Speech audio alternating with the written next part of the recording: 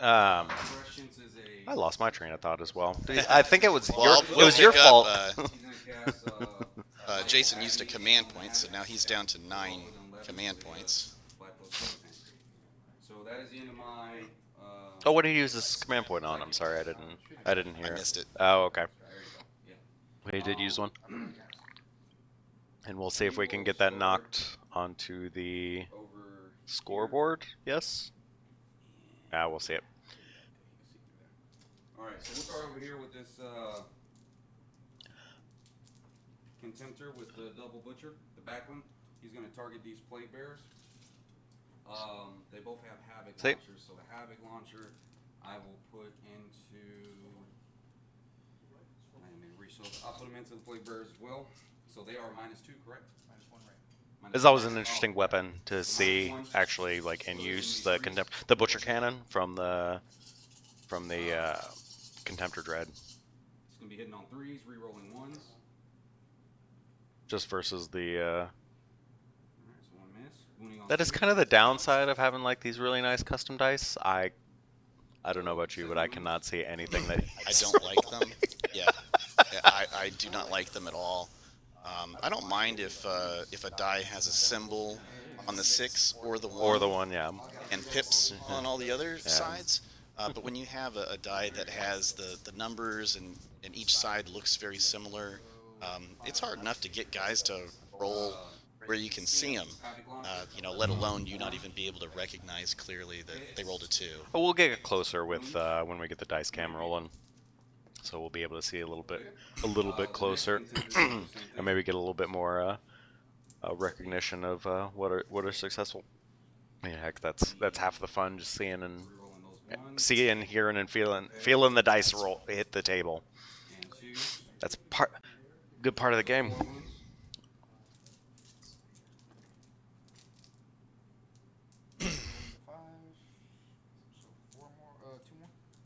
So we'll see if Jason continues to target these plague bearers, but got first turn, so he's trying to do as much damage as he can before they get that -2 to hit. Start stacking hit penalties. It really starts to reduce the effectiveness That's true. of your firepower. And also, like him, like Jason going first, also like he denied access to the cover stratagem, the additional cover stratagem for everyone as well. Yeah. So Nate, the Jason's knights may be a little bit deceiving, but they are chaos knights. They are chaos knights, and they also have.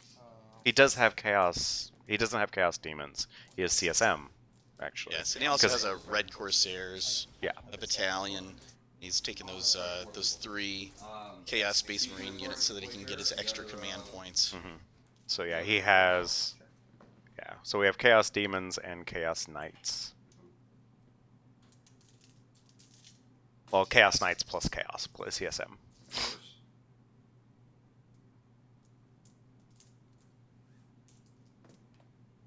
Good.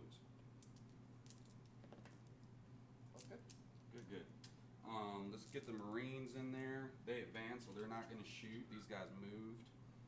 So you have to think that you're looking at this very melee-centric knight on the left, so you can imagine that he's probably not going to be sitting there on that objective for very long, whether one way or another. Which is another big deal that Jason got first turn, because he was able to move his knights onto 2 of those neutral objectives, yeah. Even though he's a shooty army.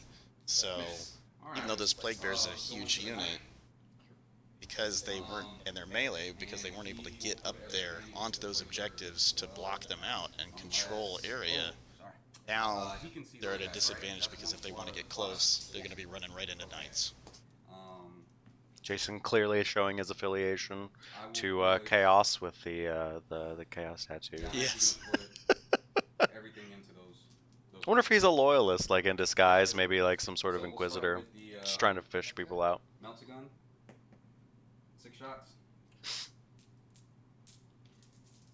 3s. Just trying to remove as many hostile opposing threats, while you can.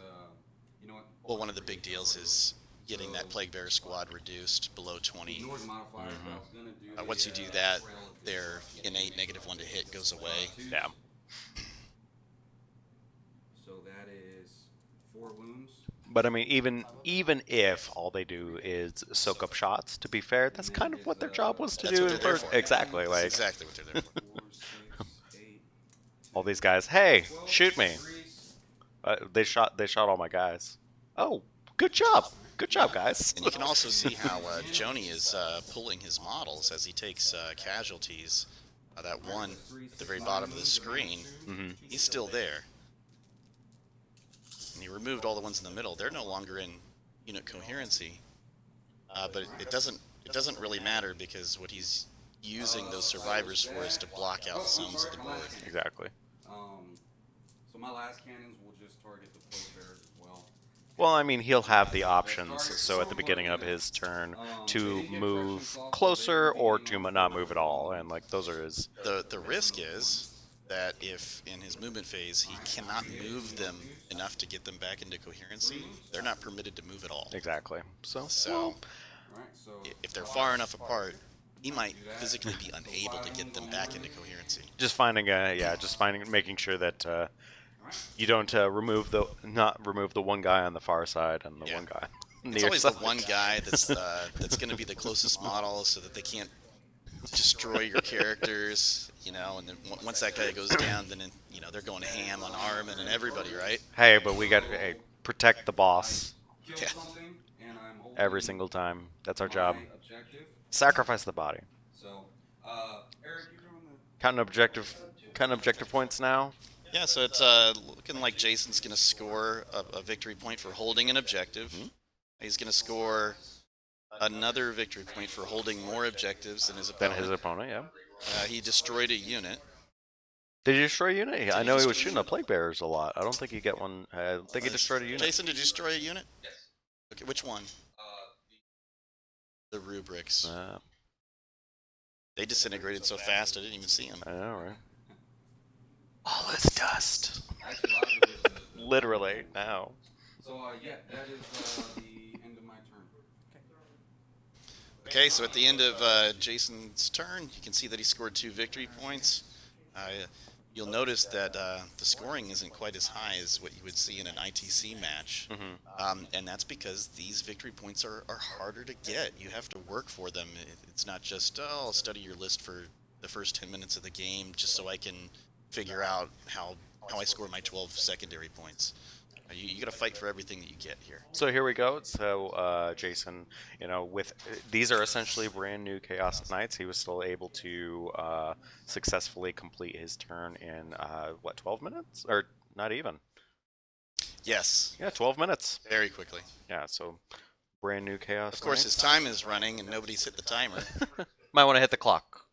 Hit your clock. See, there we go. Look at that. Providing assistance. Although maybe he wanted to run out his time. So Jony's getting like pretty all aggressive. of those plague marines that were shot, or plague bearers were shot. Didn't even affect them. Not phased at all. You can see 3, 6, 9, 12, 15, 21 left. I see 91, 2.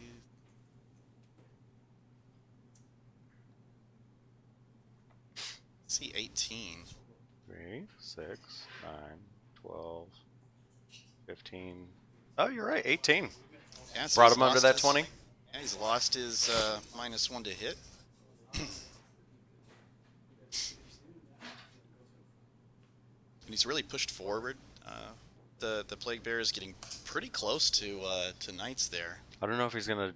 Wonder if he's gonna dual assault, just to be able to contest objectives and string out. Objective secured. Yeah, they are his troops, whereas the knights, unless you specifically take a warlord trait, are not able to claim those objectives nearly as strongly as any basic troop choice. So I gotta keep track of that. He killed 5 models.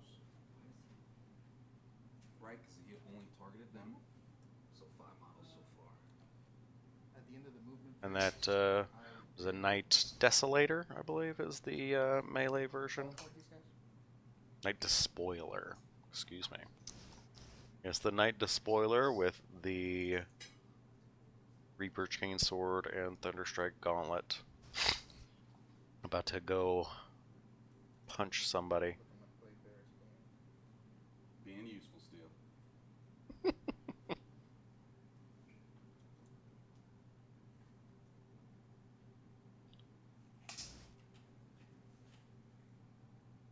What do we do?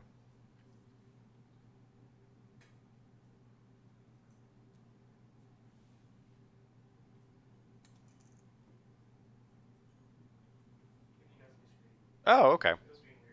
That's fine. All right.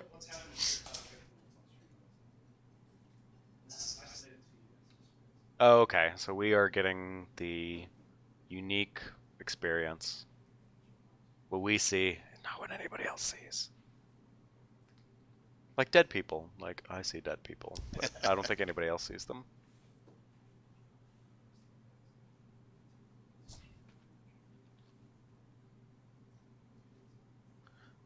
You can already see how much longer Jony's movement phase is. Mm-hmm. With Dark Matter Crystal, being able to teleport a unit across the table, even on turn 1. Mm-hmm. Spending a lot of time setting up models, making sure that you're just at 9 inches.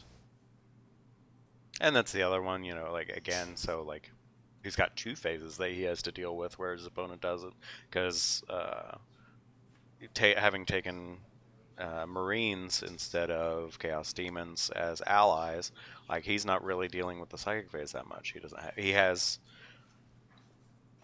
I don't see princes. I just see. Yeah, it's just war dogs, dreadnoughts, some basic cult. It looks to have 1 prince. I mean, 1 prince casting 1 power, 1 or 2 powers. It'll be 2 powers because I believe he's out of the Thousand Suns codex, so there you go. the demon princes get an extra power cast.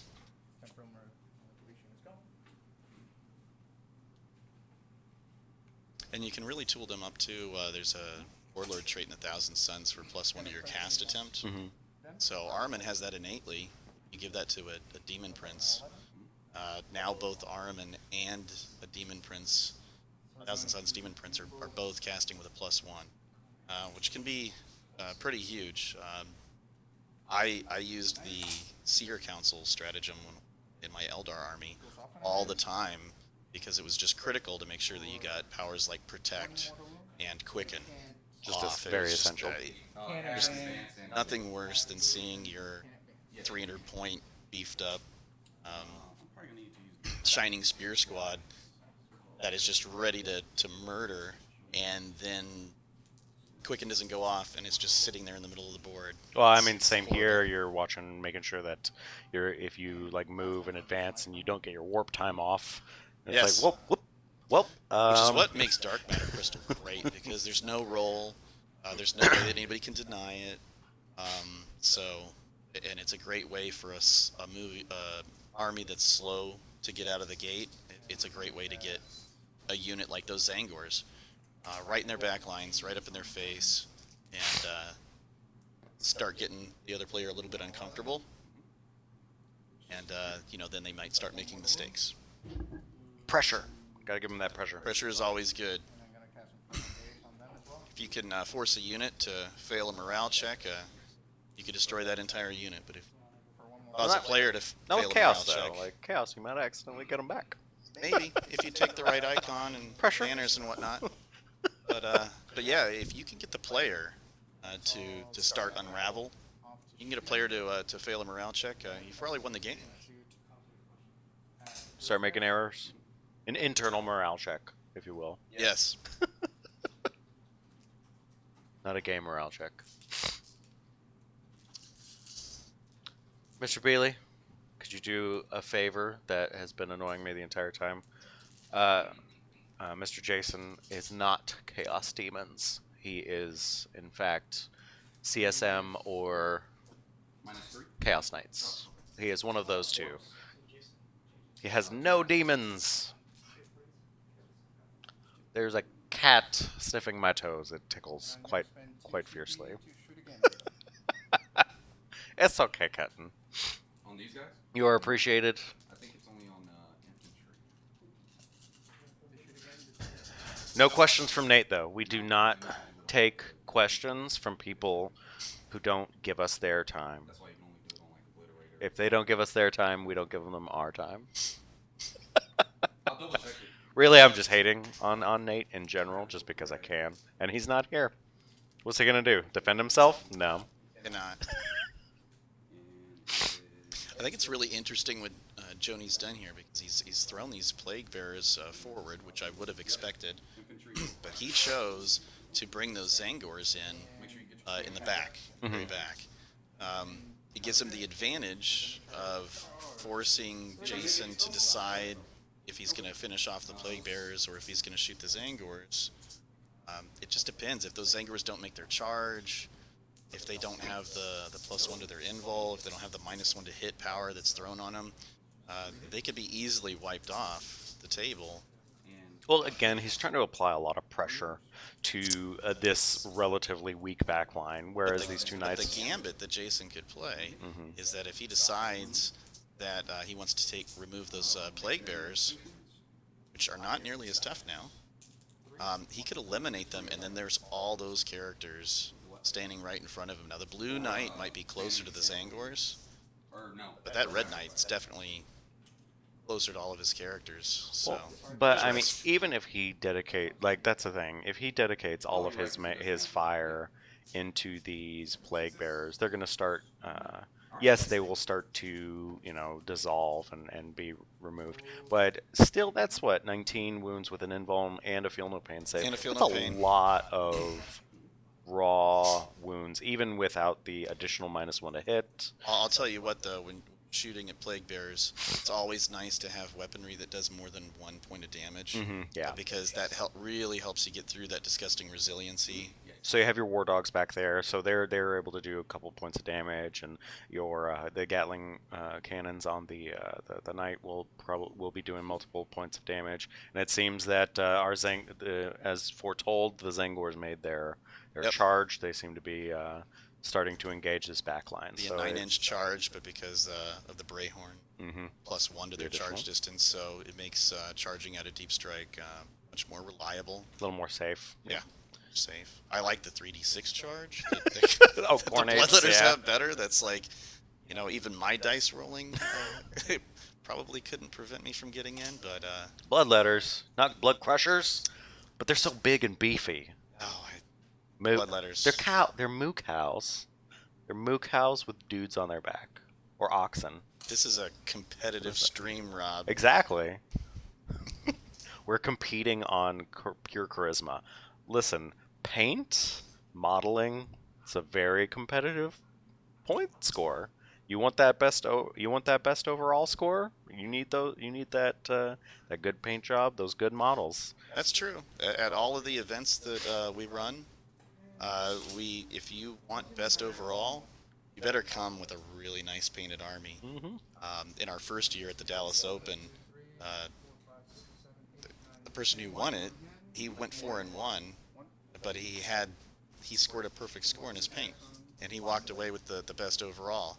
And there were quite a few people that were shocked about that, because we built it as a competitive tournament, but at the same time, painting. It is a massive part of the these are all part of the game.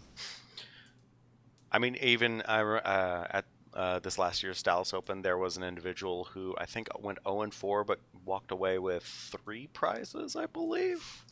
Right. That was the Harlequins. Derek. Yeah. Yeah, the Harlequins. He's won best painting both years of Dallas Open. Phenomenal job. Beautiful has a models. display board. It's usually got LED lights on it. Lots of features. Lots of stiff competition, even just in this local area. Yes. But you know what? Again, did not do very well playing in the tournament. But still was able to come away with a lot from And I believe he went 0-5 this year. I was about to say, I didn't want to straight call it out, but I don't think he won any games at all. So At Dallas Oh, Open, it's right here. Sorry. At Dallas Open 2019, he actually won more awards and more prizes than any other player. Exactly. And he won Best Harlequins because I think he was the only best Harlequin. Only one there. Hardcore parkour. Yeah. Like literally, he parkoured into all those prizes. Hey, that's your reward for painting those diamond patterns. oh. So here, you heard it here. If you come to Texas Trios and all of your stuff is in diamond pattern, Bruce will vote you in and give you prizes. I swear. I don't care. I don't care at all. I'm all good. Well, was it color shift paint does not count as multiple color as 3 colors in yes, one. It does. It does not. Totally cheating that one. It does not. You cannot just color shift paint one, and that's 3 color minimum. You're done. I've made that argument with TOs before, but I always have 2 other colors. Oh, okay. Yeah, I always have other colors on there just so. I have 5. So I don't get caught. He's 1-9 overall. Yeah, and that is Derek Best. Oh, that's where he goes. Yeah. Okay. See, it like coming into the hobby.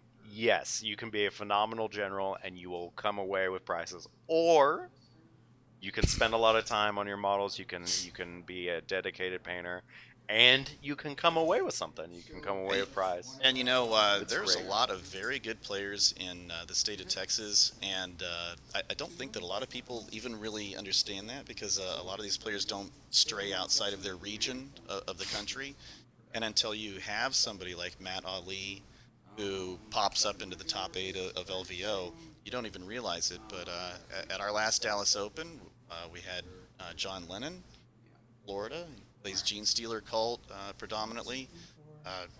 Extremely good player from a tactical perspective. And also Nick Rose, up north. 2 very well-known players. And both of them were beaten out by a Texas native, and Matt Ali took the whole thing. So if you want to go to tournaments, big tournaments that have a lot of really good competition, then the Dallas Open and these tournaments down here are a good place to go to play the best. Yeah, Dallas Open. There's a lot, all here in Texas. There's the big tournament in San Antonio. Right, there's pretty much one in every major city, and we've even gotten one in El Paso. Mm-hmm. Or you don't consider El Paso a major city? Is that what you want to say on the stream? Like every major city and El Paso. It's not one of the big 4. I mean, when you're talking in terms of the Dallas-Fort Worth area that has like 8 million people that live in it, in a major city like Houston or Austin, the state capital, El Paso, can sometimes struggle to, and it's geographically 8 hours away. Whereas the other major cities, they're all within a 3 or 4 hour drive, or 2 if you drive like I do, and so you can get to all of those a lot easier. It's just it's a lot harder to get out to El Paso. For some reason, there's just going to be a lot more officers sitting there on 35 and 45 now. Hopefully like after all of your commentaries. Well, Jason's a cop, so hopefully he's not listening to me. Put his head. Let's go put his head. Earmuffs, Jason. All right. So it looks like these Zangers are completely wrapped. And he already eliminated one of the squads there up on the pyramid. So the requirements for choosing your designated survivor is you just select one unit in your army at the beginning of the game when you're selecting your relics and your psychic powers and you're resolving all that. You'll select a unit of yours that you expect to survive that entire game. So Jony has selected Armin as his unit. So and very similarly, Jayson has selected his Chaos Lord, who's going to be hiding in that building in the back all game. So essentially, it could be your warlord, like you're trying to protect him anyway, yep. But it doesn't necessarily have to be. It's just a little more flexibility because, you know, some people want to have their warlord out there fighting, doing things. It really depends on your codex, and some codexes like Imperial Guard, you don't want your commander, you know, out front, you know, with, doing stuff. Yeah. with just a couple of wounds and a 5-up invul. You know, you're taking your warlord because of their strategic value to your army a lot of times, and so by using a designated survivor mechanism, it gives players more freedom to select a unit that can survive, that doesn't have to be their warlord. As we have more and more warlord traits are used for a lot more things than they used to be. And So no, there is no restriction at all for the units that you select. It just has to be one of your units that can be destroyed. So no getting cheeky and selecting and having some battlefield. Oh what no, are the the Nurgle building the trees? tree. Oh yeah, You can't even target them. You know, Yep, and some that's guy what it thinks was. he's really funny by selecting a unit that can't be destroyed. That's what I So asked. the only real restriction is that it has to be destroyed. Now you can play with that, right? You can select like a 5-man squad of swooping hawks. Keep them in reserve for 3 turns. Put them behind a building, and on turn 1, jump them off the table, and then just bring them down on turn 6. I thought they still had the rule where if anything in reserve was not in reserve by turn 4. So if the unit was deployed onto the table Mhm. and then goes into reserve, it is not subject to the arrive by turn 3. There you go. There's very few units in the game that can do that. Eldar is one. You can even get an Autarch with swooping hawk wings, and he can jump off the table and then come back down. The Moloch from Tyranids also. You're right, yeah, Molochs. So that'd be an interesting choice for your survivor. You have him. That's a hefty investment for something that's not going to do anything. It is. For a few turns. It's a little bit more difficult with the Molochs because I believe, I may be wrong, but I believe they may have to start the game in reserves. No, you can. No? You can start him on the table? You can start him. The problem with that one is that it's so many points, right? 100. Yeah, It's like 104. a guy you want to do work, Yeah. you know, for you. So, You don't have anything back, or you have, what do you have, Nurglings? you know, the designated survivor's almost like the current What do you have back there? engineers Rubrics are back there? secondary, more in the Nova open setting than the ITC. Even though the rules are very similar, they're a little bit different. And since Nova missions reward a player who brings a lot of troop units more than ITC, is the kill more mechanism. People usually bring a lot more troops. Well, the Slayer aspect of ITC. There we go. Yes, just they're rewarding you for killing more units. The other thing that makes our missions really great is that a lot of MSU armies, multiple small unit armies, they can't even function in the Very current ITC mission set because you can kill 7, 8 units. You get These are like lot of T3, 5-up points. armor. Yeah. You know, guys, and they can just get really wiped off the table. It's why Gene Stealer Cult's a very high-risk, high-reward type army to play. We will start. So we're getting into the shooting phase now. Who, him? One of the main reasons you don't see just raw tactical Marines. The only thing you see is scouts, because cheaper points and they can deep strike. That means you have 2 turns of They're not more versatile. targeting the scouts. Yeah. They're more versatile. I just want. You can put them. You know, anywhere you want. Then we'll go with that. I couldn't stand scouts, Space Marine scouts, and Nurglings when I played my Eldar, because as soon as they changed the rules for the Eldar Rangers, which are really the only infiltrators that we had, to you can't start out the game on the table. You have to come in at a reserve. Well, I got these little tiny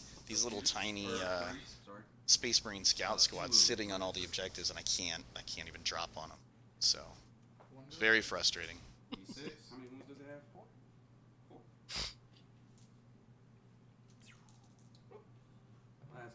the other, you were talking about using the survivor, and right now, Jayson has his, his survivor hidden away, but those Zangors, again, that high risk, high reward Yeah. gambling play, like pushing into the soft parts of the defenses, staying away from the knights in general with those units before engaging with them fully on the front lines, and trying to keep everything away from the back line as much as possible.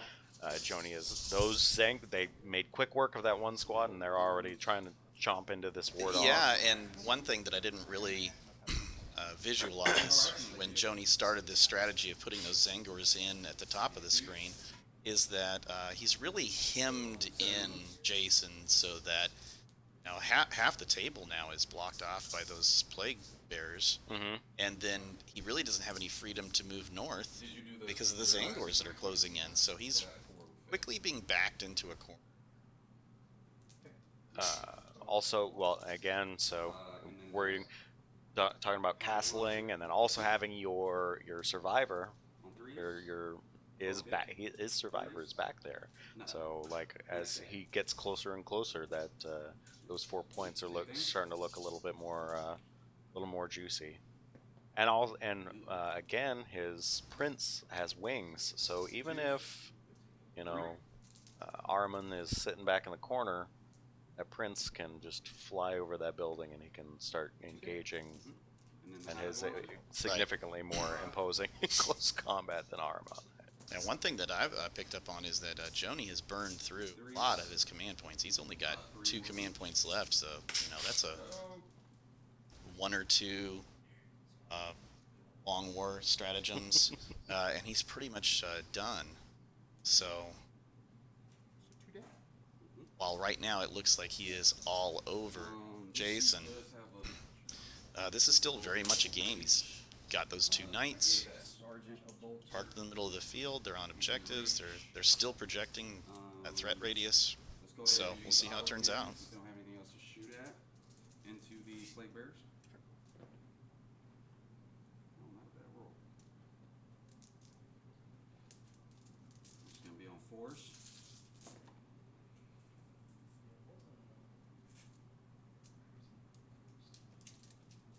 And 3. 3 more wounds.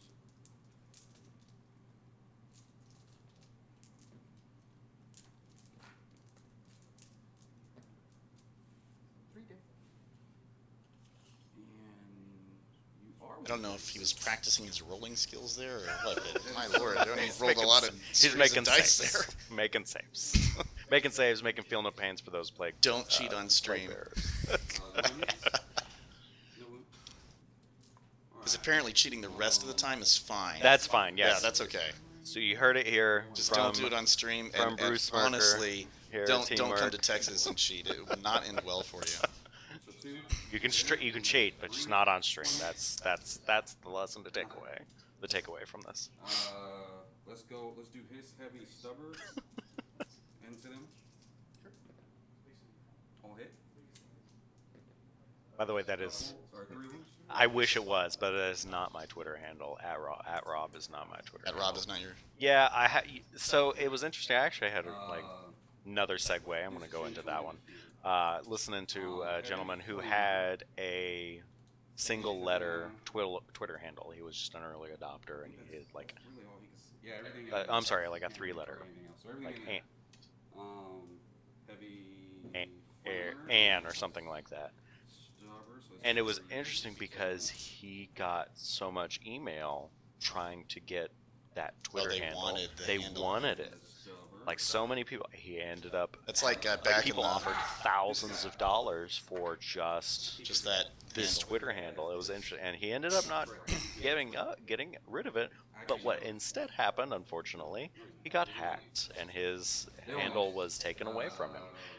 Oh Yep. wow! Yeah, well, he ended up just losing it just by raw hacking. It's hard to provide, enough evidence saying that you are the original owner without like having that kind of preparation in hand, and like if you're not ready for that kind of stuff. So I imagine the person who owns @Rob is a very emailed person.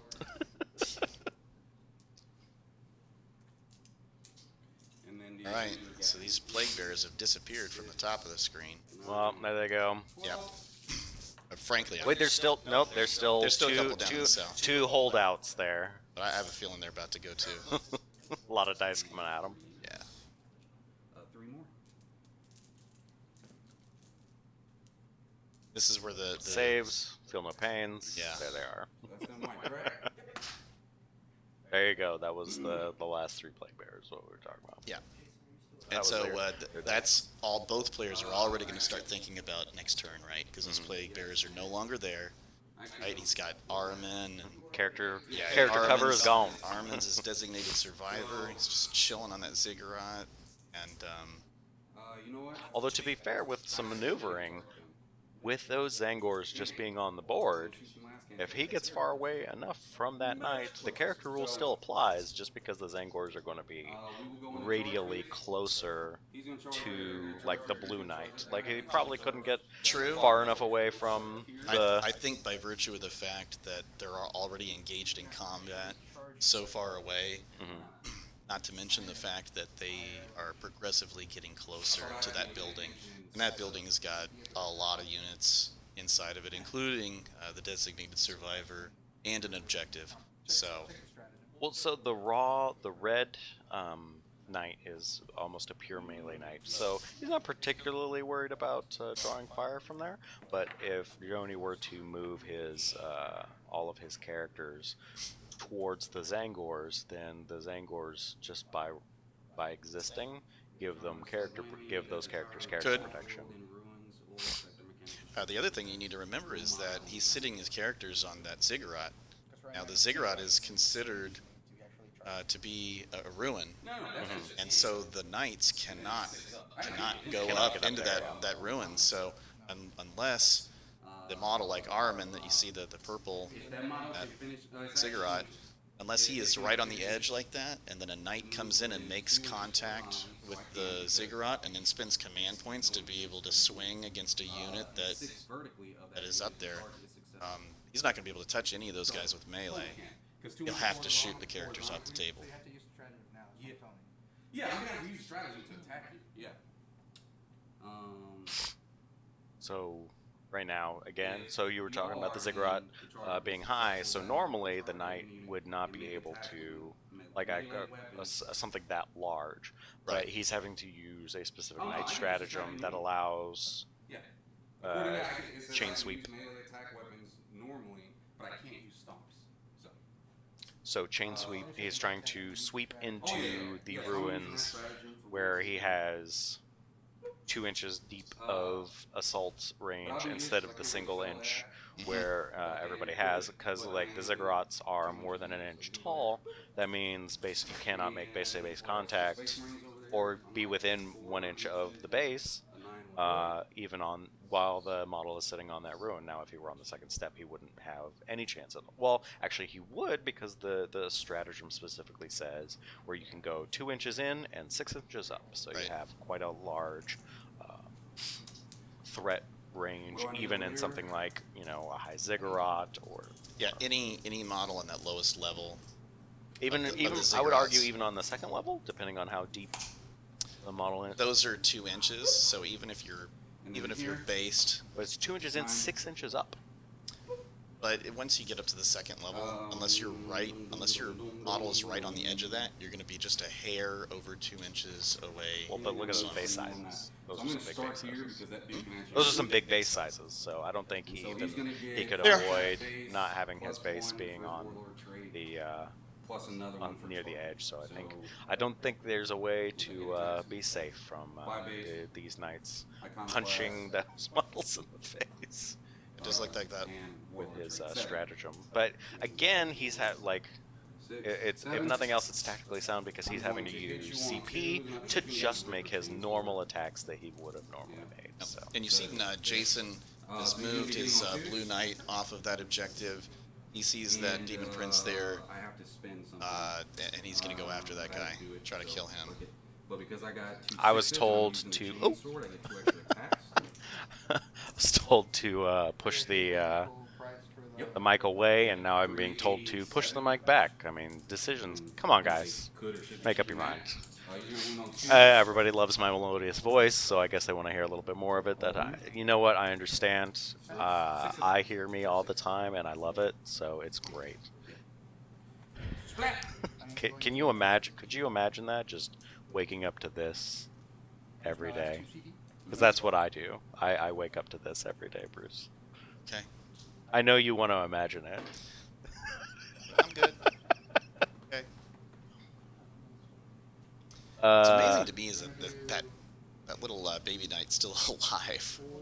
Well, I mean, Zangors are strength 4? I mean, They have a lot of attacks, yes. I mean, it starts to add up. I mean, you strength 4 and... I got 3 up, and then... You can get prescience on them, so they're hitting on 2s, you know, and then...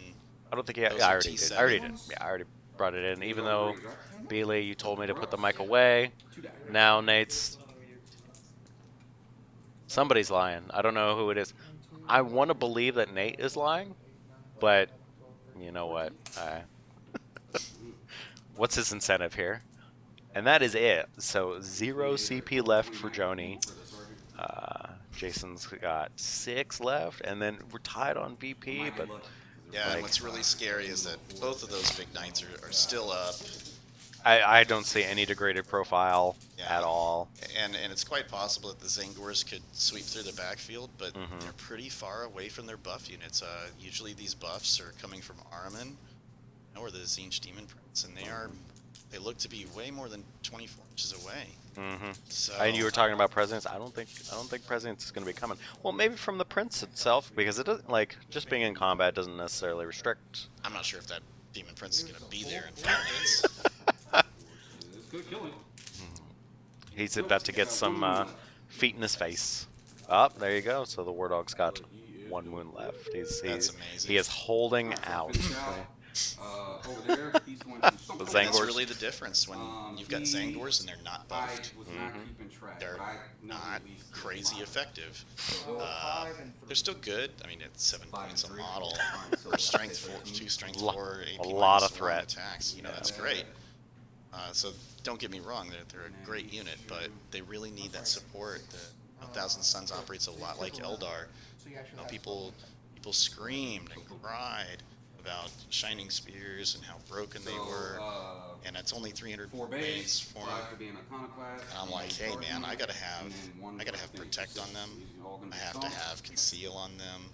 I have to have all these buffs just to keep them alive. What's the old military? Force multiplier. There we go. Yeah, Force multiplier, and Thousand Suns operates the same way. I will spend 2 CP. Bring it down to 5. Only instead of throwing all those buffs on an elite killing unit, they're throwing them on a horde. Yeah. I'm keeping track for you. You're 11. Oh, my 11.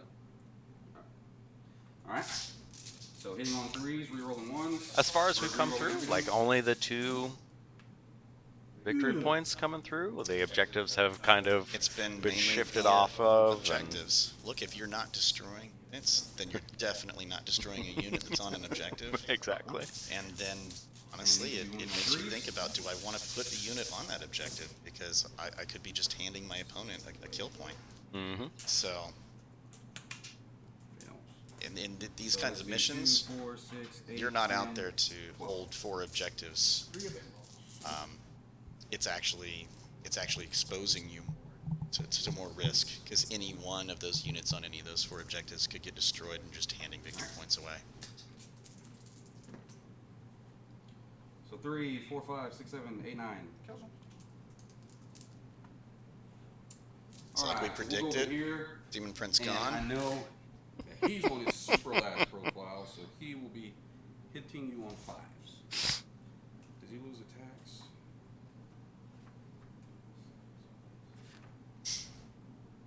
No, just the weapons. These War Dogs. So just holding it out back there. So he's only going to get the 4. I don't. Yeah, I'm surprised. Surprised, frankly. Well, they can't even. They're as more close to fast dreadnoughts than true knights. They can't like fall back and shoot. Yeah, they're just well, kind of. I remember when stuck. Jony charged in initially. he fanned out so he could catch an infantry squad on that ziggurat. So he was diverting some of his attacks to make sure he eliminated that unit. Well, this is the second turn they've been in Assault with this War Dog. And Been in that assault for he's a got while. one left, but you know what? That is a hold. That is quite the holdout. We'll see if he can explode and take out a couple more Zangors before he goes.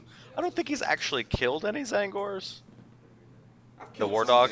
Oh, have you with the War Dog? Huh? The War Dog has chicken kicked him. Yeah, he's chicken. Oh, actually, yeah, he's Couple of just them. gonna stay right I was about to say, yeah, that Zangor mob was a bit bigger when it came in. Oh, there goes one. Morale. One more. Well, it is there. Yeah, preventing lost two, sergeants those are two there. units from shooting.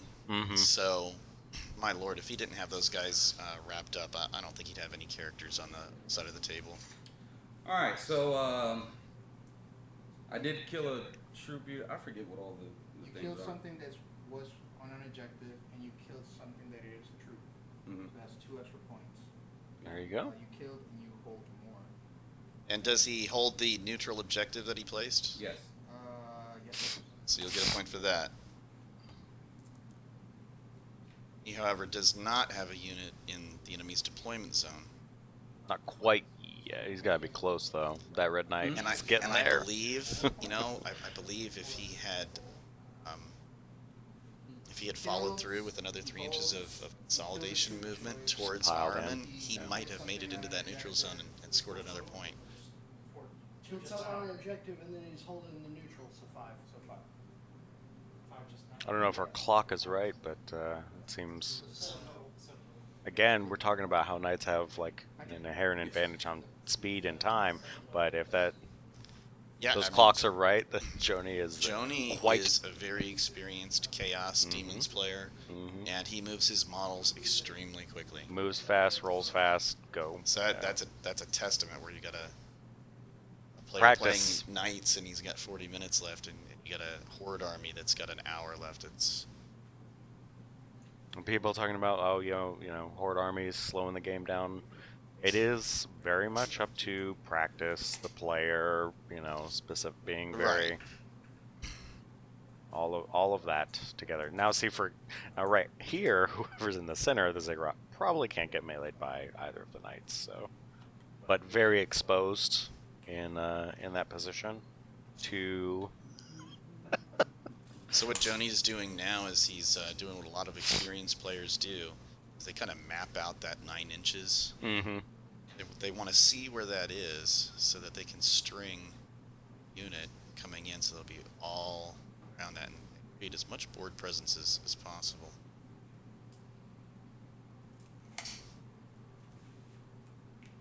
Now Jony has no command points left, so there isn't going to be a re-roll, a charge roll. Anything. Well, coming out now. hopefully the banner can carry it. Oh, we got Terrax coming in. Okay, there we go. I have 5. Jayson really busted out of the gate on turn 2, scored 5 victory points. Jony's under some pressure now to catch up, especially with as many casualties as he's taken. So he really needs to move to take at least one of these knights down now. Well, yeah, depending on what comes out of this Terrax right now. He's gotta at least take one down. Yeah. And I would prefer the shooty one, right? Because Yeah. the melee knight can't get up onto the ziggurat to Well, get at those guys. the Terrax, everybody like it is a relatively expensive, you know, unit for. Got another monstrous creature. uh, That's the end of the game. I'm gonna say that's a Biotitan. That's a Norn Queen coming on the board. Deep Strike. But on our on Jony's table edge, yeah. Probably gonna take out at least a couple of units. But the Terex itself is not a slouch in melee. It has a decent melee profile. So if it charges this knight, actually can do a significant amount of damage. Like those the drill bits, I guess, on the Terex do some decent damage.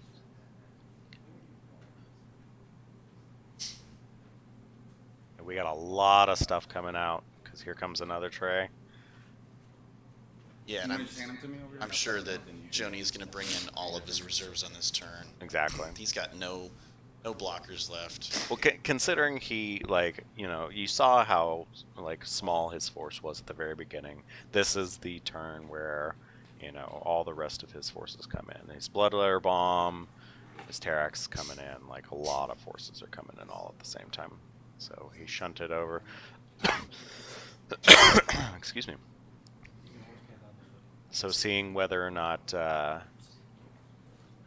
he kind of stalled the first two turns enough to make up the deficit for on these 2 turns, or on the next 2 turns, with the entirety of his forces coming in.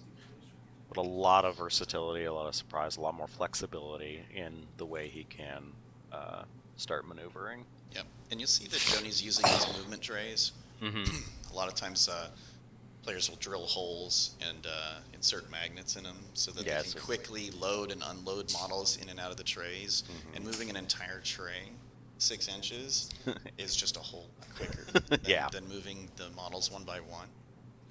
And you're less likely to make a mistake in your movement. Since we've gotten chess clocks, people can't slow play you. It's just not really possible. Yeah. And with the advent of streaming now, people are watching the last region cheaters, which is cheating on your movement, which is the way it was in the old school days. We're in 2nd edition, and somebody had their gene stealers, and they were sloppy with their measuring, and they're just kind of throwing models out there like 2 or 3 inches past where they should have been able to get to. Players called them on that immediately. And nowadays, I don't see people paying quite as much attention to their opponent's movement as they used to. Smite. Goes off in an 8, down an 9. For 2. Knock me down that dice. And we're going to cast Prescience on these ones. Well, with things, so like with the way that, you know, Deep Strike is specifically set up, that it is, you have to be exactly this distance, rather than the old scatter die. Oh, well, I rolled the scatter die, and like, is it here? Is it here? I rolled the scatter die on one side of the table, but I need to, but the actual positioning is way over here, so it's kind of close to this area, and all that. Like, the elimination of some of these more relative and softer measurements has been quite a boon for a more fair, balanced, and competitive And aspect. Chaos is one of the armies that is super hot right now. I mean, it was good when all they had was the Chaos Demons.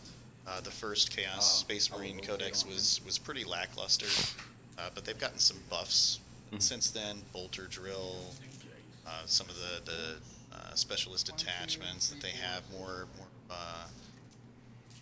flexibility with the Renegade chapters, A little more. ability to generate some extra command points, like the Red Corsairs in this case.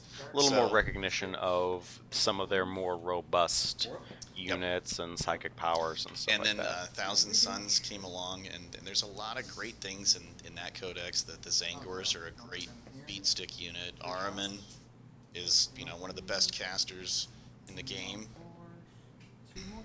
Well, for a long time, until like this more prevalent, as you can see, Knights meta existing, is having, like, because before it was Mortarion with the plague crawlers. Plague Burst Crawlers. Yes. Yeah. Plague burst crawlers and Mortarion, Just plus very survivable, very efficient. The entire Death Guard codex just so survivable. But so you're comparing like a beat stick like Mortarion to a more And Horde. what I'm afraid of is we had pretty much a year and a half of unobstructed Imperial Knight domination. There were a couple of lists out of a couple of different codexes that could go toe to toe with them and survive and win. But the Imperial Knight Codex is just so grossly imbalanced, and the fact that it took a year and a half for it to be brought back into the realm of reality was a little disappointing for a lot of people who don't play Imperium. Well, it was interesting that there were, again, it was very strong, but if you looked at a lot of the tournament results, it never took top. Like, for some reason, No, that's I don't. not true. I saw it in a lot of the top 3, but it was never first. It was always second and third. So I'll counter you. Imperial Knights won the Nova Open In what year? in this last year. Right. They also won the Nova Invitational. Knights won the Las Vegas Open. 1, 2, yeah. So I don't really. Adepticon's kind of It's something close. different, and it's not really the competitive Fell 3 scene. But the 2 largest competitive tournaments, Nova and LVO, they were both won by a Knights list. I'll have to fact check you on that one. You can fact check me on that. There's always a sleeper, Mhm. you know, that pops into the top 5.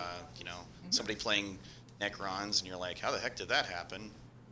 Which I love those because usually it's because there's been a slight shift in the meta that people don't really recognize how that affects an underperforming codex, Mhm. and then all of a sudden Top it. somebody Oh, with these are Necrons comes along, Okay, so these 2 can't. you know, with a strategy that nobody's ever utilized before, but all of a sudden it works and it can catch people by surprise. And those mono faction codexes like I forget Necrons and his- Tau surprise people because you're not used to seeing them. If they come up with a new, Well, you saw a lot after the Castellan Take off the change. flamers and get them bolter as well. There have been a lot of, again, so Thousand Suns. I've seen, so even at Dallas Open, it was Chaos with Thousand Suns and Zangors and stuff like that. They ended oh, up taking Nate, give me a break. The guard allied to the Knight one Nova, not the Knight, please. Come on now. I played Tony Kopak in the invitation, or in the it was in the invitational. It was in the Nova Open. I played Tony Kopak, and it was his Knight that was destroying everything. It was not guard. I have a slice or 2. the I mean, I love pepperoni. but so and then after that, I've seen 2 more GTs that, again, Thousand Suns have done. Ultimately took the grand prize, and then there have been a couple random sleeper Space Marine lists that have been reported as doing okay. Bolter There was drill the- has helped a lot, and I think if you're in a smaller GT type environment where you've got like a 40-player Mhm. pool, you can get lucky. Mhm. You can kind of dodge some lists, These aren't my you know, and end up with good matchups for yourself. And because it's a smaller event, you may not have the caliber players, or at least the number of top players that you might see at a major. Oh, So man. you can get lucky and dodge things and end up pretty high. That's why you always kind of want to look at the size of the event, Okay. where it is, to see if that's a determination. Thermal for 2 shots. 6s, nothing. And then 2, 4, 6, 8, 10, 12. The shooting phase is going to be really important. Mhm. See if these knights go 1, down. 5. Nope. Oh, it's Jason's turn. I don't know what I'm thinking. Stuffer. If those knights go down in this phase, it's going to be catastrophic. Mhm. Seeing as how nothing's shooting at them. Literally, they're going to explode. We hope. There's a lot of wounds on that blue knight. The red knight seems to have been largely untouched. No, it is Jony's turn. He's charging with his bloodletters. Hmm. So that was all Overwatch fire that you were looking at. And I'd say they took about an average number of casualties. It looked like they lost almost 10. So there's at least 3 dice. So I assume that's over 12 on the blue knight from the deep strikers that just came Yeah, in. and what's really important here is that these bloodletters make it into combat with 20 bodies or more. Mhm. Well, I mean, 3d6 plus 1 for the banner. I think they might be able to make it. safely.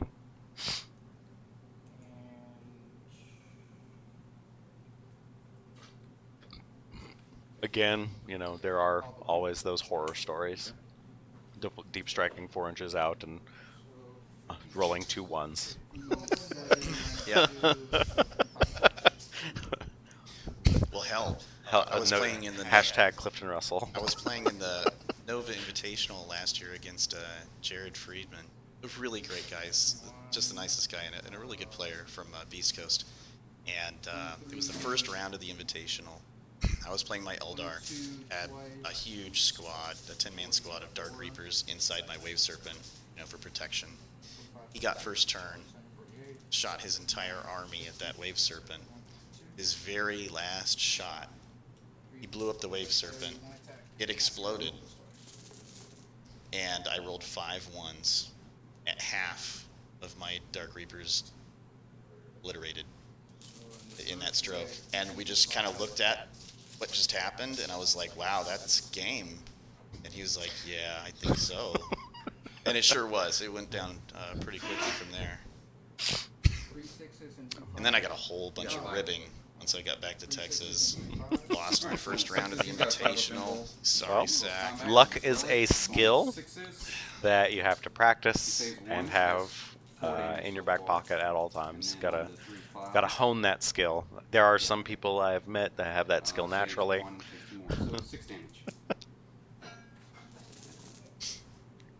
Now, here's another really important point to tournament play, is that against any player who's in it to win it and has a good chance, they're going to have a chess clock. Mm-hmm. And you're going to be playing with a chess clock. And you see right now, we're into the charge. Oh man, that is crazy. We're into the charge phase. And 5 ups. Jony's only got 44 minutes left. He had quite a time advantage Mm-hmm. just 20 minutes ago. Well, again, he only had half of his army up during the first turn turn and a half, so not a lot to do. And now that he had to deploy almost half of his army, now that he's charged and started to engage. The other thing I'll see players do, and I've done it myself, as much practice as I try to get, is you'll forget to hit the timer. The bloodletters. And then the other players just taking their sweet time, thinking about what they want to do, you know, moving their guys around, and then you look down sometime in the shooting phase and you're like, oh my god, I've lost a half hour off my time. Yeah, it's difficult to, you know, kind of get used to that, but again, all of this is, you know, practice. Those bloodletters did not have a very good time on charging that night. They didn't. I think they only did 1 or 2 wounds to that night, and it's not looking good for the bloodletters because they lost all their charge bonus. And on my Marines? it's going to be rough. Okay. 4 ups, 1 dies.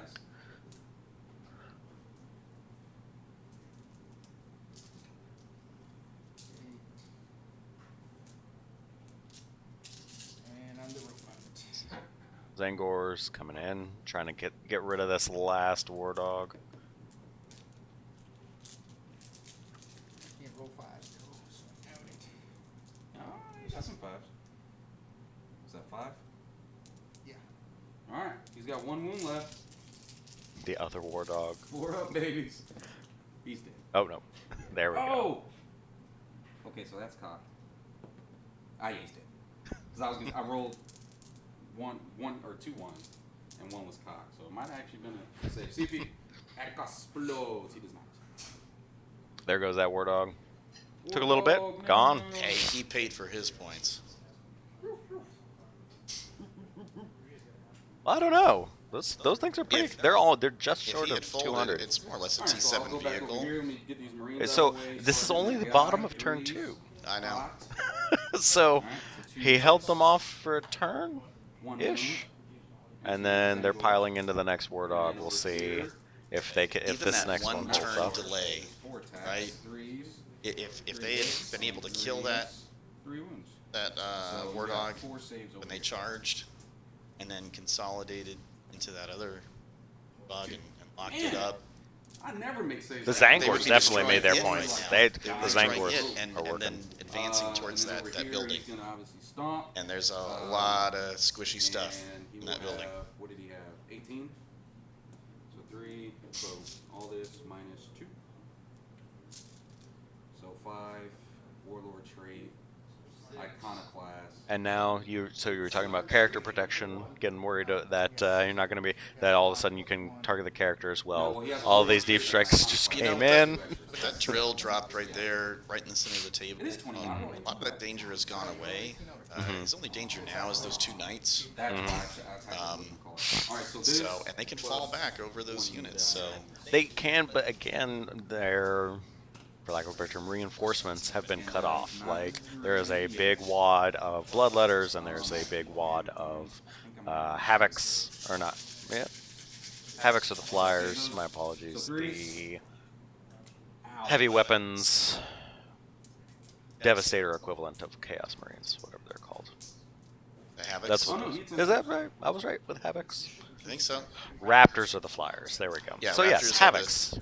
jump That packs. big squad of The havocs that Raptors, piled the out. really cool looking jump pack Chaos Marine unit that That really nobody sucks. uses. It's horrible. Yeah, that one. Hey, rule of cool And gives you automatic points no matter what. It doesn't matter. I'm sure GW is sitting back at headquarters, saying to themselves, People are gonna buy this how come anyway. None of our Havocs are selling. Got like no Havocs. Raptor. Are moving out the door. Raptors. But these knights, they're just we can't even keep the production line running on them. 6, 7, 8, 9, 10, 11 dead. Well, I mean, the logic has to go. Well, people are gonna buy this anyway. We can make it terrible. People are still gonna buy it, and it's okay. Yeah, and that's really that actually has been the mindset. But the game is so good, and the models are so good. It's really what I believe has kept Warhammer around is not GW's brilliant business decisions. It's that their fluff is really good. I mean, they've got a rich history of fluff, and So you're then saying they're old. The models are the best on the market. They're really the best. So players are willing to put up with all of the other problems. There is a lot of I see a lot of tinfoil hat theory about that kind of stuff. But also, I have seen there was if you go to Reddit, the 40K Reddit, there was someone who did a very long piece in defense of GW's the latest faux pas that everyone is talking about is the rise in prices again. They upped a bunch of prices, but the fact that so for example GW in general just does not export their manufacturing to China.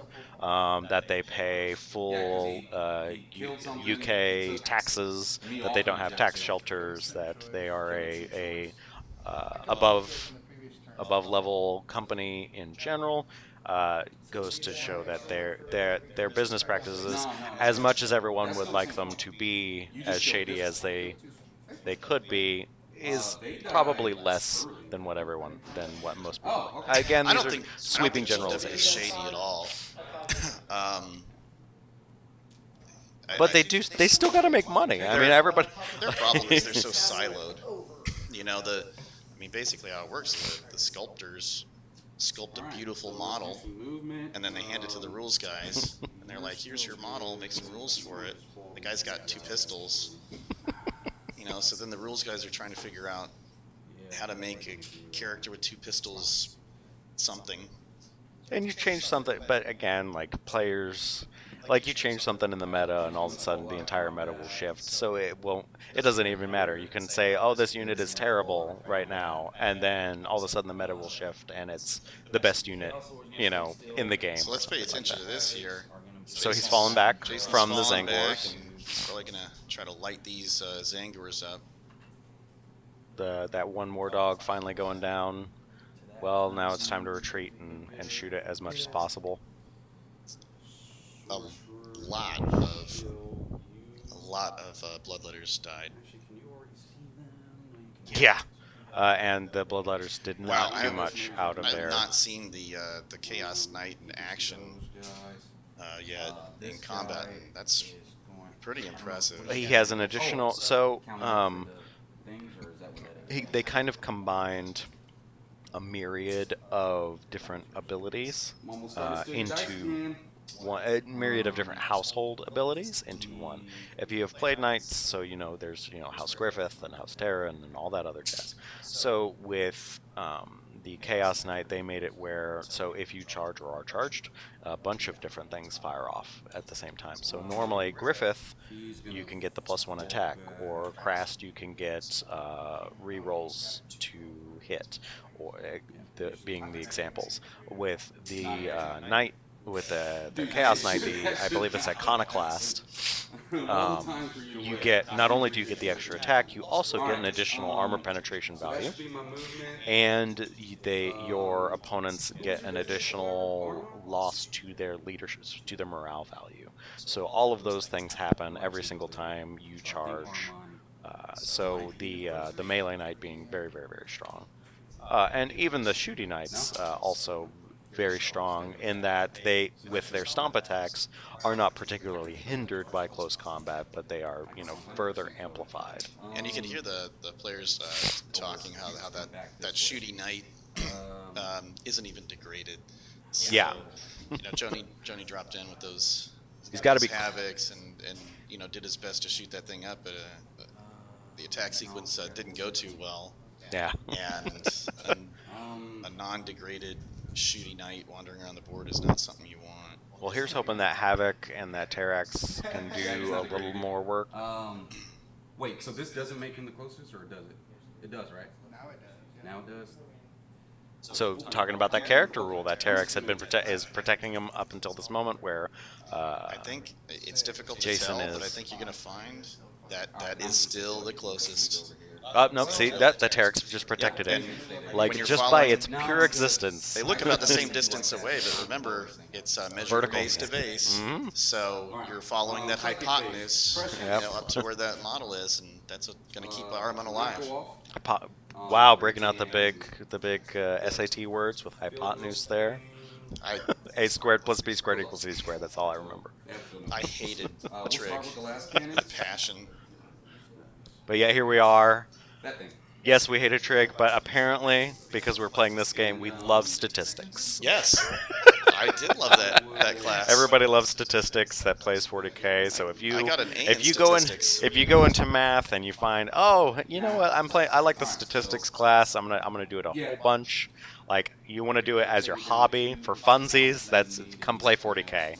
And that is what it is. 40K is statistics with Green Army men. That is grand combination. All right, so missed one. Math and toys, Choose. like lamb and tuna fish.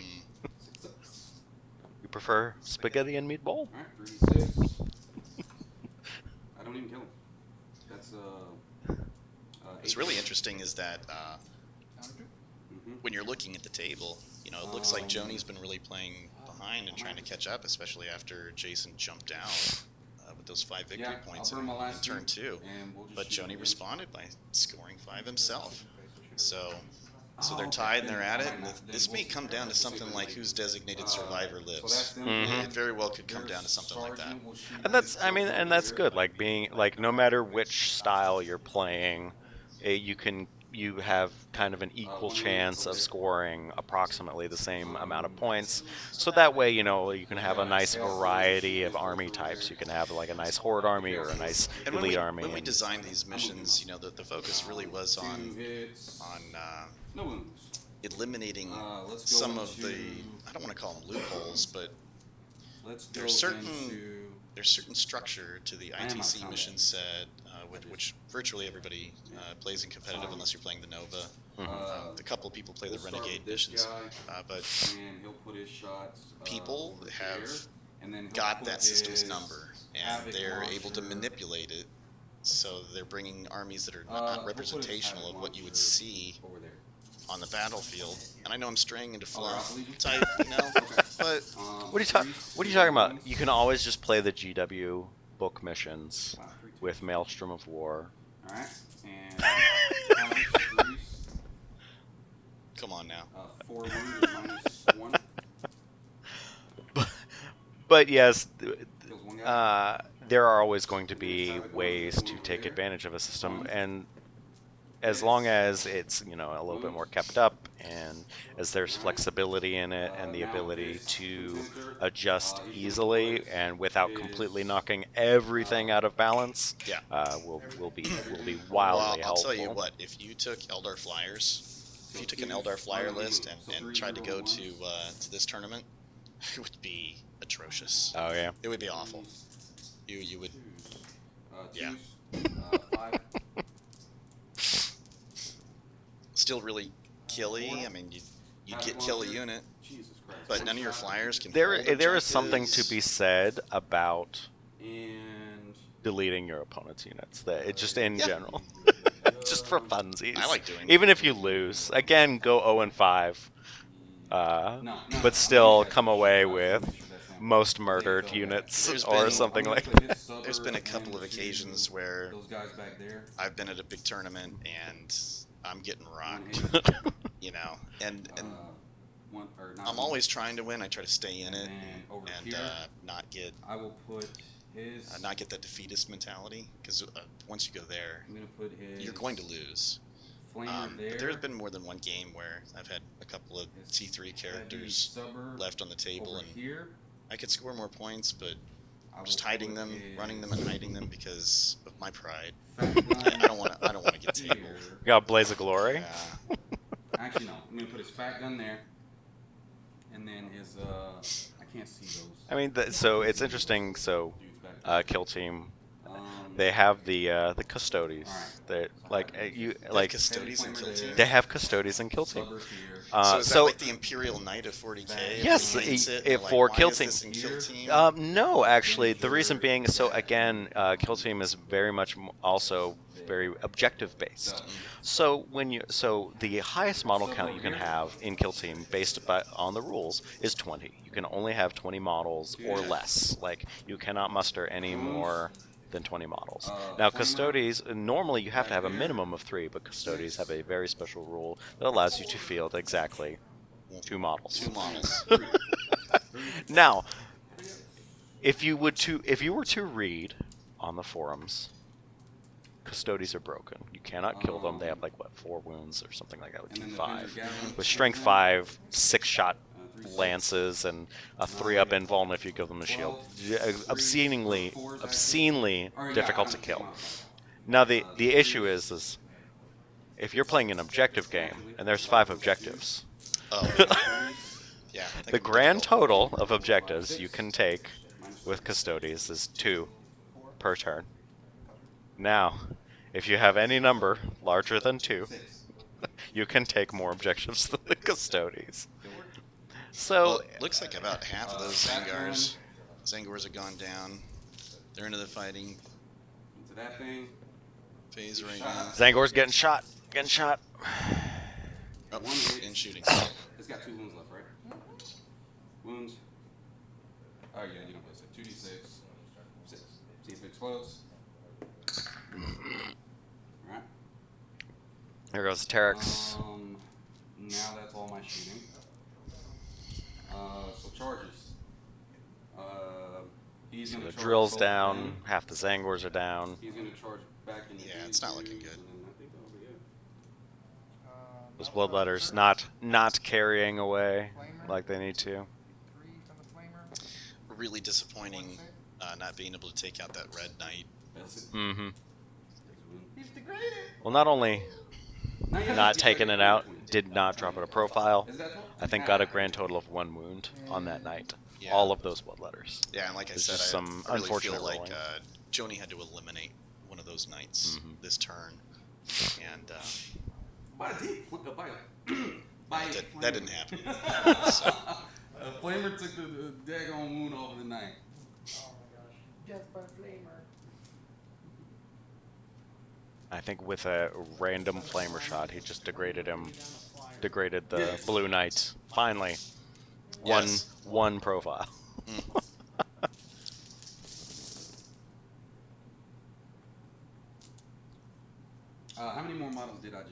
5? Yeah, you just added.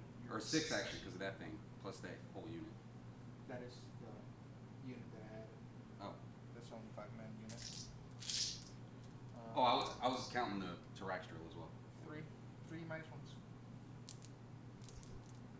3 minus 1. Force. Takes 2 more wounds. Alright, and let's see if I make it. 4 should get me here. Oh yeah. So I'm just gonna go bloop. And then I'll pile in that dude. And then I can't fail here and you have overwatch. So that's pretty huge. 11. He just consolidated right into those havocs. Oh no, he charged. Oh, he charged? Yeah, this is his turn. Yeah, he charged the. He shot the havocs and then he charged them. I think I saw that card back there. I was thinking that it was a unit that just went down. Didn't it?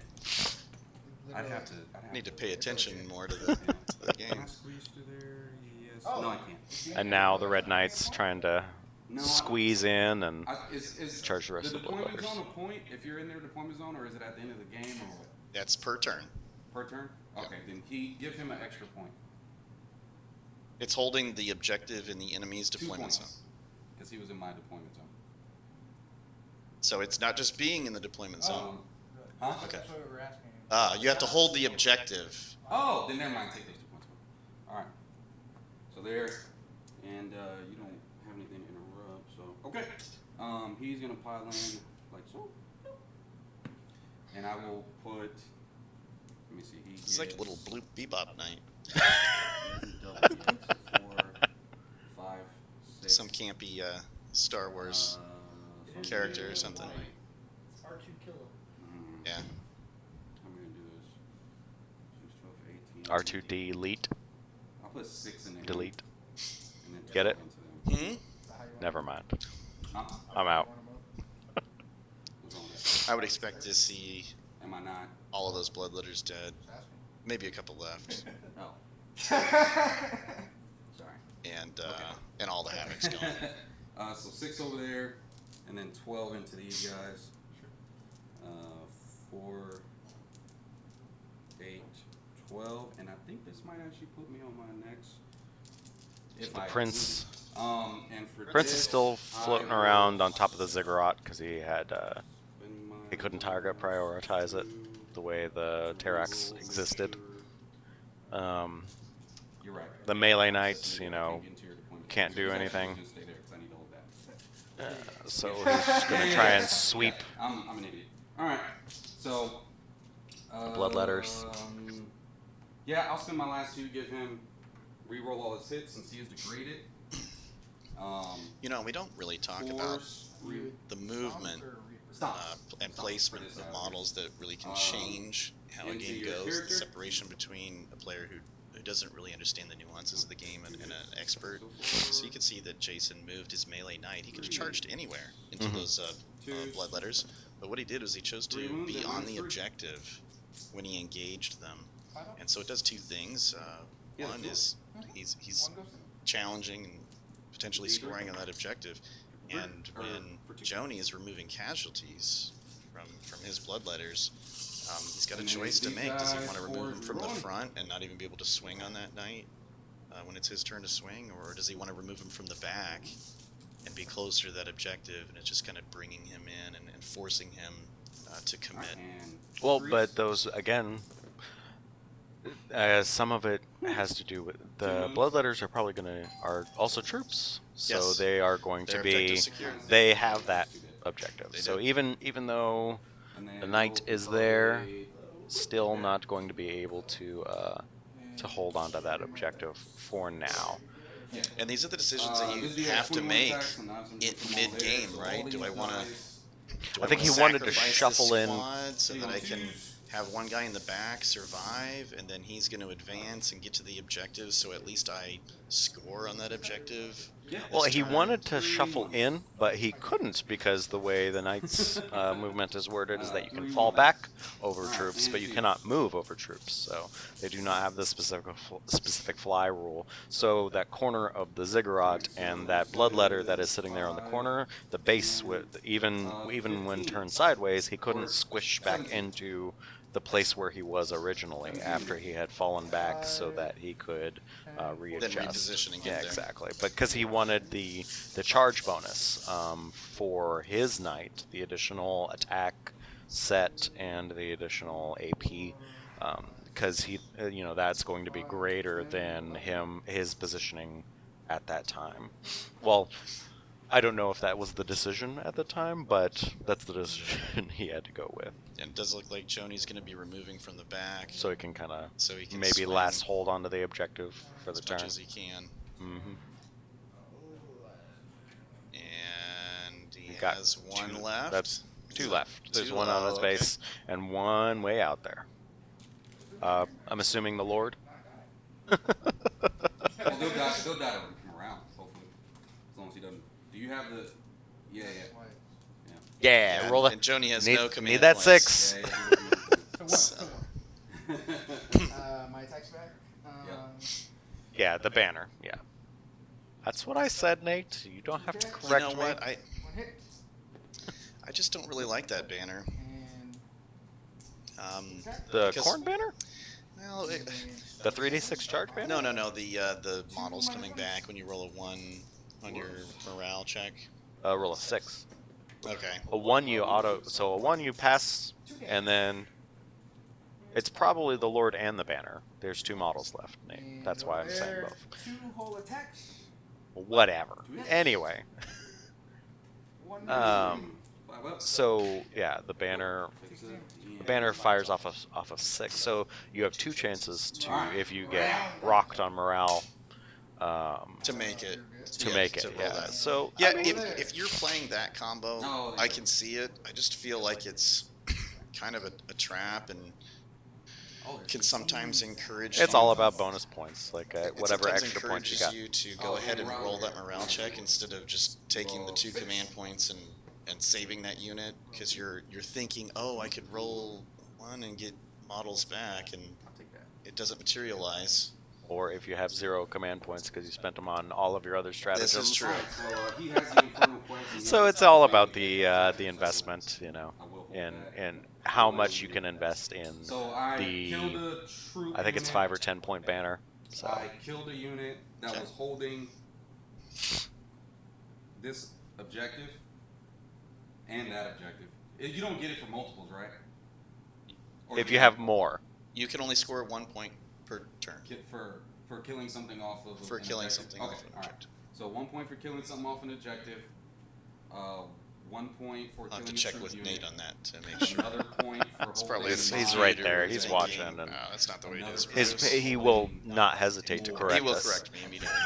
He's probably typing right now. Am I missing something? Oh, Yeah, I got that. we were being spoken to. So Yeah. 4.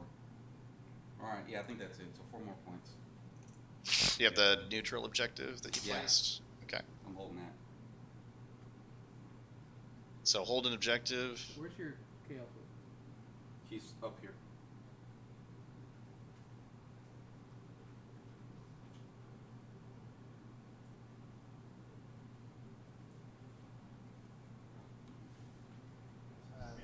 He gains 1 more impact.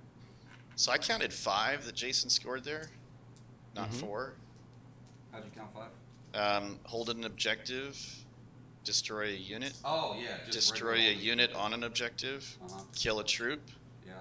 and hold the neutral objective that you placed. Yeah. That's 5. Okay. I felt like I swear I felt like I was forgetting something. That's another reason why players lose matches, is because they fail to tally their scores correctly during game, and it could happen to anybody. But Yeah. But And, you have to pay you don't attention to have that a stuff. sheet printed out where you go, okay, this is Yeah. all what I'm looking for, and I'm checking things off. Kind of smite there. Yeah. and also documenting your opponent's victory points when they score them. I can't tell you how many times I've gotten to the end of the game and we're tallying scores, and my opponent's like, "Well, I scored 20-40 or 22." And I'm like, "Where?" So let's step through it, right? Let's step through each turn and see. And Oh yeah. 9 times out of 10 they made a mistake, on something, and it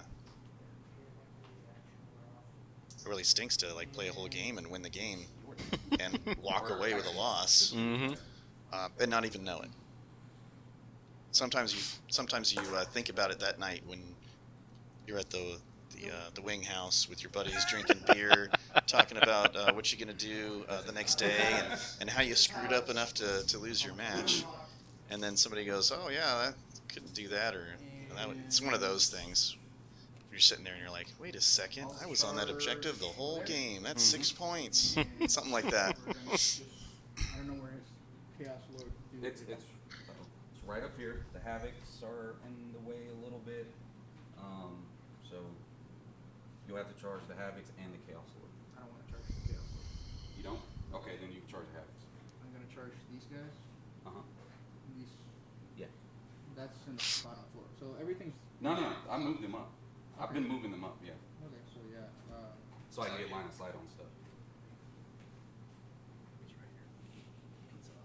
Thank you. I was just. Oh, There we go. watch on them. Yeah. Rolled an 8 for their charge. Now we can see our non-sponsor pizza by some pizza company already on the table. Okay, so 3 last cannons. I got 1 hit. I reroll 1. I hope everybody's hungry. Okay, so 1 hit, and then the sergeant can see. You want? No, thank you, not right now. And so just 1 hit and 1 wound. Popcorn was 5 shots.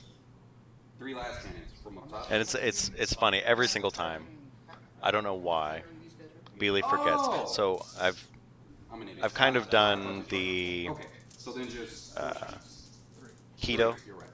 thing, like no carbs, low carbs kind Oh, of thing. Right. And every single time he's always like, "Hey, you want some pizza? You want Yeah. something, a bread?" It's hard. I swear he's doing it on purpose. I swear he's doing it on purpose. And if you talk to Mary, he's definitely doing it on purpose, like just for My spite. girlfriend's on a no gluten diet right now. She has an autoimmune disease, and for some reason, a lot Did of you hear him? autoimmune Did you hear him? diseases. See, He's like, "Sure, you trying want to some?" do it? Don't keep away from me. Thanks. But Thanks a so lot of those much. autoimmune Really? diseases, for some reason, if you don't eat gluten, a lot of your symptoms go away. Mhm. So she's on that right now. What is it? Celiacs, I believe, is what it is. Yeah. She has Raynaud's. Oh, okay. Raynaud's. But more common ones like multiple sclerosis. People with those have seen 2 hits. good effects. 1 wound. Nobody wants to end up a decrepit, mass sitting on a throne like the Whoa. Emperor. Whoa, Yeah. buddy. I kind of do. Yeah. Actually, no. I think I kind of want to die. I'm ready for it. Monkai scum. So it's time. All right, you saw it here first. It's time. All right, so that's the end of Jony's turn.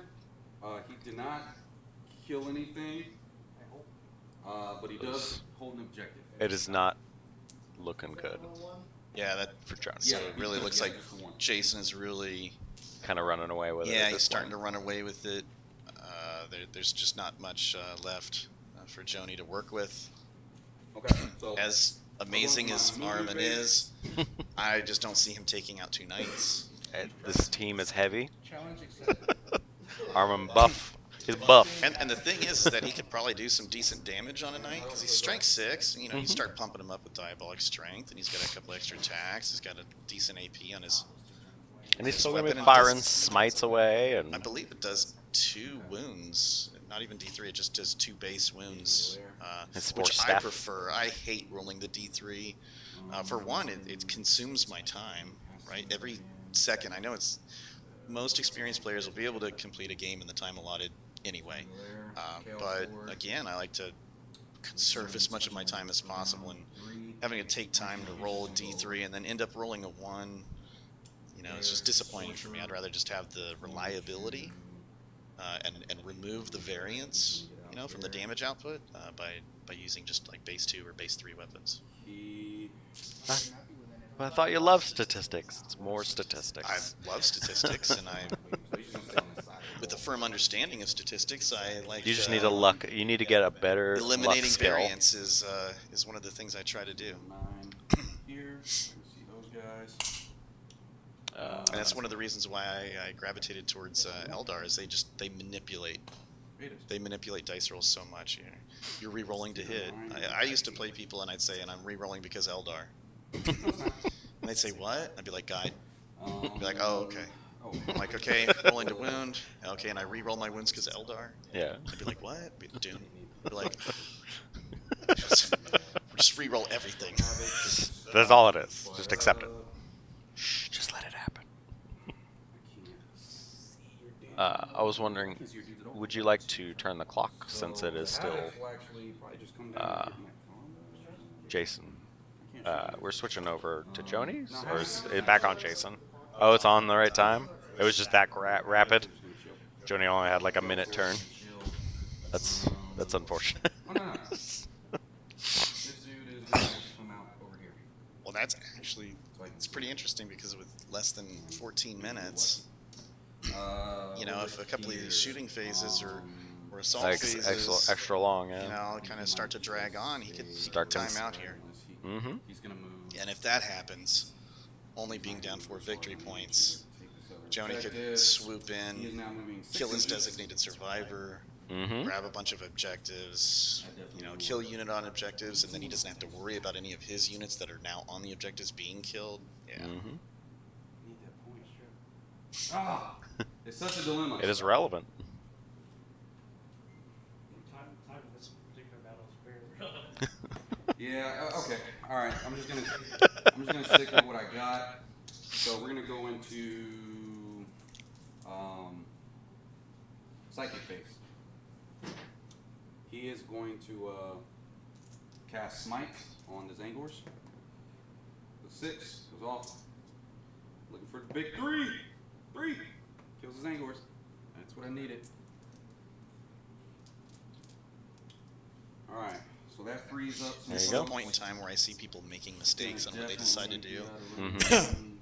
I played one guy down in Alamo, and he was running out of time, and he was throwing buffs on his units that I was like, okay, well, I just won't shoot that unit, and he was consuming his own clock, casting all of his powers, when if you just look at the board and like what's going to have an effect on the game, especially when you get down under 15 minutes, you really got to start abbreviating everything that you do. So that smite is great. Yes. Great selection of a power because it could wipe that 3-man unit that's left, and it's targeting a unit that has an invulnerable save. So that's an appropriate use of your time. What you don't want to do is like be pumping up the survivability of a unit on the other side of the table behind a wall, and I've seen players do that in the timeout. And then we will put. He's trying to eliminate these havocs so he can start unloading with the shooting knight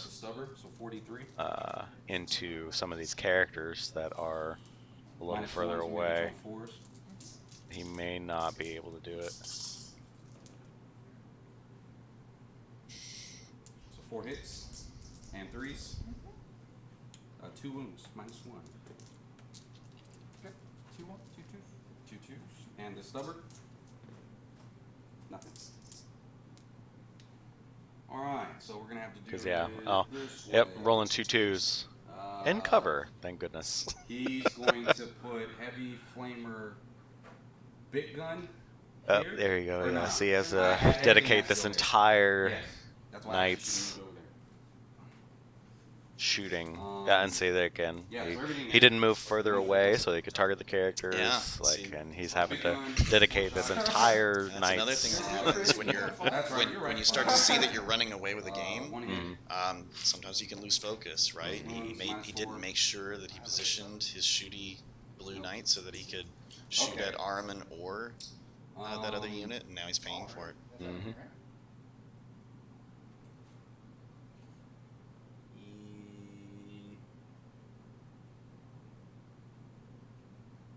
His stubber. I guess shoot his stubber at something. We'll shoot his stubber at that the pox guy. Sure. Let's see right here, like stubber. 1 hit. At a Poxwalker. Or not Poxwalker, but the plague bear doesn't wound. He's T5, right? Cool. The Poxbringer? T5. Yeah, T5. I was planning to shoot my last cannons over here. Oh, characters don't protect characters. So yeah, last cannon's over there at Armon. There you go. So 4 last cannons at Armon. This is not going to end well for Armin. 3s, re-rolling 1s. Jesus Christ. 2s, 2 wounds. Block the character. Huh? Knife block character. It's the other way around. Knights, no. He doesn't have knights. Sorry, never mind.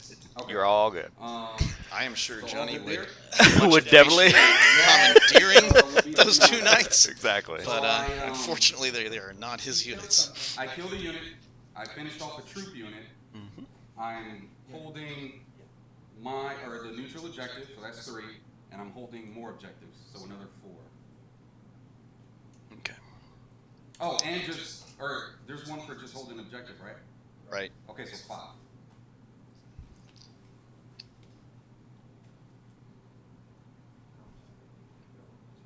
Armand Michel is about to kill my knight. Oh, there you go. Just get him.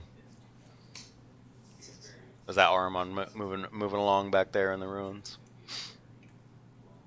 Yeah, I'm surprised that Gonna advance. once Jony started to fade away, he didn't try to preserve as many points as possible by hiding Armand back, jetting him back into that building that's in the top right of the board. Mm-hmm. He could have preserved 2 victory points by doing that. I get caught in the same situation where you don't have that many models left. He's got a wounded knight, and you're thinking, well, if I could just bring that knight down, be aggressive, take that knight down with Armand, then maybe I can pull this thing out. Mm-hmm. So Movement phase, he's gonna take a mortal wound on the most top. of the time, I will take that gambit because to me, And we're gonna start with I don't care how many points I lose the game by. If it's a close game, and I could either lose it by 5 or lose it by 10. It doesn't really matter. But I'd rather take an opportunity he just killed the to knight. try to pull back into the game and actually win it. But he did just kill the knight. So he did. With smite. Now, so. did it blow up? Well, there wasn't. Even if it did, there wasn't anybody within range. So, we're gonna Doom Bolt first. but it didn't. I'm assuming not. Goes off on a 9, so you only use half. Can't advance. Takes 2 mortal wounds. So you see what Jony did here. That melee knight is pretty much frozen him now. Yeah. Can only move 6 inches that turn, can't advance. So he's Snagged, really yep. isolating that knight, so that he's now going to be much less effective. It's going to allow Jony to start freely moving around the board with his characters, whereas before he had to have them on that ziggurat so that they couldn't be charged. But I mean, there was kind of a push-pull kind of thing going because, he did leave his characters back for 2 turns, so that means they weren't doing a whole lot. Like whereas they have a whole lot of things that they can do. So like when you're gambling your characters versus not gambling your characters, figuring out and he whether can go over and score that top objective because that's the neutral objective that Jony placed. Mm-hmm. So Remember? he can get a unit over there and score a victory point on that, right there.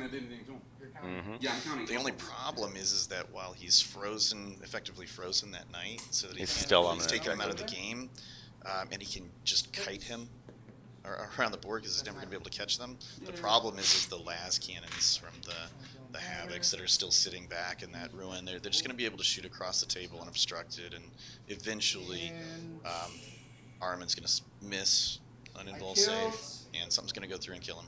That's the end of my turn. I killed something off an objective, and I hold an objective. Mm-hmm. 3. Oh, that Doom Bolt going off hurt. 'Cause I was about to run over there and smack Armand. Okay. This is going to advance. The last Space Marine, 7 inches that way. This guy is just going to... Actually, I didn't see your dude. See, I Figured. don't really understand this tactic because he takes that lone Space Marine and he moves it forward. And granted, Jony's casters are a long way off, but it's just giving him an opportunity to get an easy kill. Well, the thing is, so if he starts having to, if he dedicate, the more he has to dedicate to that lone, 14-point Space Marine, that is that All he much needs is a firepower. smite.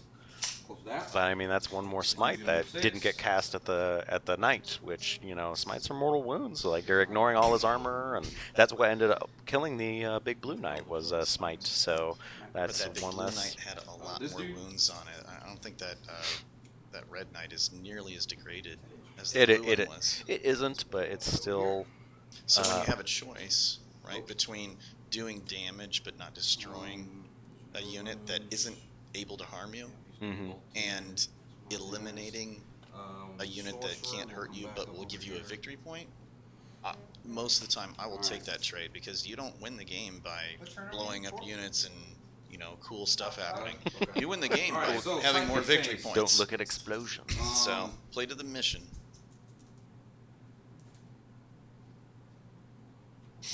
Again, he might be using, like, you know, protecting that Space Marine with the knight, and so if he were to come over there to try and smite, you know, get within that range, then that knight's probably going to try and go up there and backhand him. And that red knight is probably about where Jayson wants it anyway. He's sitting on the center objective. Nobody can come near that. He's projecting a threat bubble. There's only one more turn of movement left in this game, so. 2 hits so far. Reroll these ones. So if that lone Space Marine can somehow try and grab an objective, I don't know awesome. what the purpose of the Space Marine is. I mean, is he intending to advance onto an objective for turn 6? Alright. I don't know. Maybe. Because there is that objective in the field, for lack of a better term, that he might be able to go help and hold, and then he's relatively protected because of the Red Knight. That's a better use of him than just sitting back. And at this point, he's enough ahead that he can kind of gamble safely. Havoc, 4 shots, 4s, 2, 3s, 1. Nope. Although, like, there's that push-pull between, do I win more or have them win less? Me versus you, game 2. I don't play 40k. Well, and what of course, it's always a mixture of both. You're trying to limit their scoring and maximize yours, but I think in this scenario, and turn 5, you don't have that many opportunities left in the game to score points, and being down by 6 is an awful lot. I mean, you really got to just really go all out and try to score as many as you can. And one thing that I did notice with Jony is that neutral objective that he could have scored on every turn in the top center of the screen, he never really went over there. Yeah. And so that was, you know, and that's probably players not being as familiar with the mission sets, because these are brand new mission sets, and like having a character fly over there, like one of those characters that were sitting up on the ziggurat could have just hung out over there the entire way. Havoc launcher over there. Yeah, my current list is pretty bad. I mean, pretty awesome and as good as yours. Amazing. I've never yes, played exactly. I don't even know. But yeah, I'm having difficulties with my list right now. You can play Kill Team. I have tons of Kill Team armies. All right, so it looks like no acknowledgement at all. Soon. So again, you can see how, you know, we're in turn 5. There's been a lot of action and activity that's gone on, but our score is 17-11. Mm-hmm. That's still pretty close. You have the potential to score, you know, upwards of 40 points, but it's just more difficult. You really have to work with it. It's not automatic. Mm-hmm. We are really big on the screen, and there's nothing going on other than us. Yeah. This is nice. Hi. What's going on? I will have a handle next time. Are we off air? Oh, okay. No, this is just us. Yeah, this beautiful mug going on. I mean, I guess we could share our thoughts and then get the guys in here and you know, ask them how they thought that the game went. But I think that those new knights, those new chaos knights, they're pretty tough. I mean, watching those bloodletters. You know, try to run in on that knight and then just get curb stomped. Well, I think that particular moment was a little bit of luck, and again, with just them already being that was a very melee focused night, and you're charging a unit, a hefty melee unit with a Mhm. bunch of melee units, Yeah. and you are definitely relying on a bit of luck to carry you through that day. It also seemed like the Zangors, the dark matter crystalled across the table. They never could quite get through They those just needed that. dogs. They just couldn't quite make it through Yeah, that they one. needed And that if they had, then last. it could have changed a lot because they would have swept right into that building. They would have gotten the designated survivor. They would have had the objective in the enemy's deployment zone. That's 3 command points right there. Mhm. You have that objective. You probably have more objectives. And seeing the Blue Knight stay up so long and provide a threat that entire time, Right. I I mean, think was a little more like I'd rather have seen the Bloodletters go after that night. I Just wouldn't. only Oh no, it's the only Overwatch I'd be scared of. true, but I mean, so like even with probability, let's say it's the is it the dual Vulcan Overwatch? Yeah, I think it's a dual Vulcan. So that's what 14 shots. So you're gonna hit with 2. So Yeah. the probably statistics. They talking about statistics. Like let's say you hit with 2, maybe three Overwatch shots. I mean, like, are you really going to be worried about that? Like, plus you were charged. I think He charged with I the think he was you worried charged with the about Terex that first. melee knight running amok. Yeah, So I think that's why he chose but to charge if it. he had just done the Doom Bolt, the snare effect the entire time, Hmm. then when it had sat on the objective, having it only move 6 inches and like being able to keep it away from in general a lot more would have been a little bit more useful. But like focusing, waiting as long as he had to get that final wound on that Blue Knight to Yeah, try and get it. that was just really harsh. All right, well let's go ahead and get the players in here, Okay. and we can get them on camera and have them talk through how they felt about the game, how they feel about the missions, and all that, and continue on. Nate, by the way, I pulled the beard up and went ahead and just I got it all up in here now, so it's staying around. So the beard moved from the chin to the top of the head, and that's where Yeah, the I need that beard too. is going to be located from now. Yeah, I've got the shorter beard, suitable for office environment professional. So I did have the hobo beard going for a little while. Think I still have it on my Facebook profile, and my wife says, "Yeah, you should probably take a new picture." And then she compliments me on my hair. She's like, "It's so majestic." And then I give her a little flip, and that's the grand total. all right, well let's Well, get these guys in here. I can already hear them talking through what happened in their game. So let's take a brief second and get them on camera. Yeah. Take a break.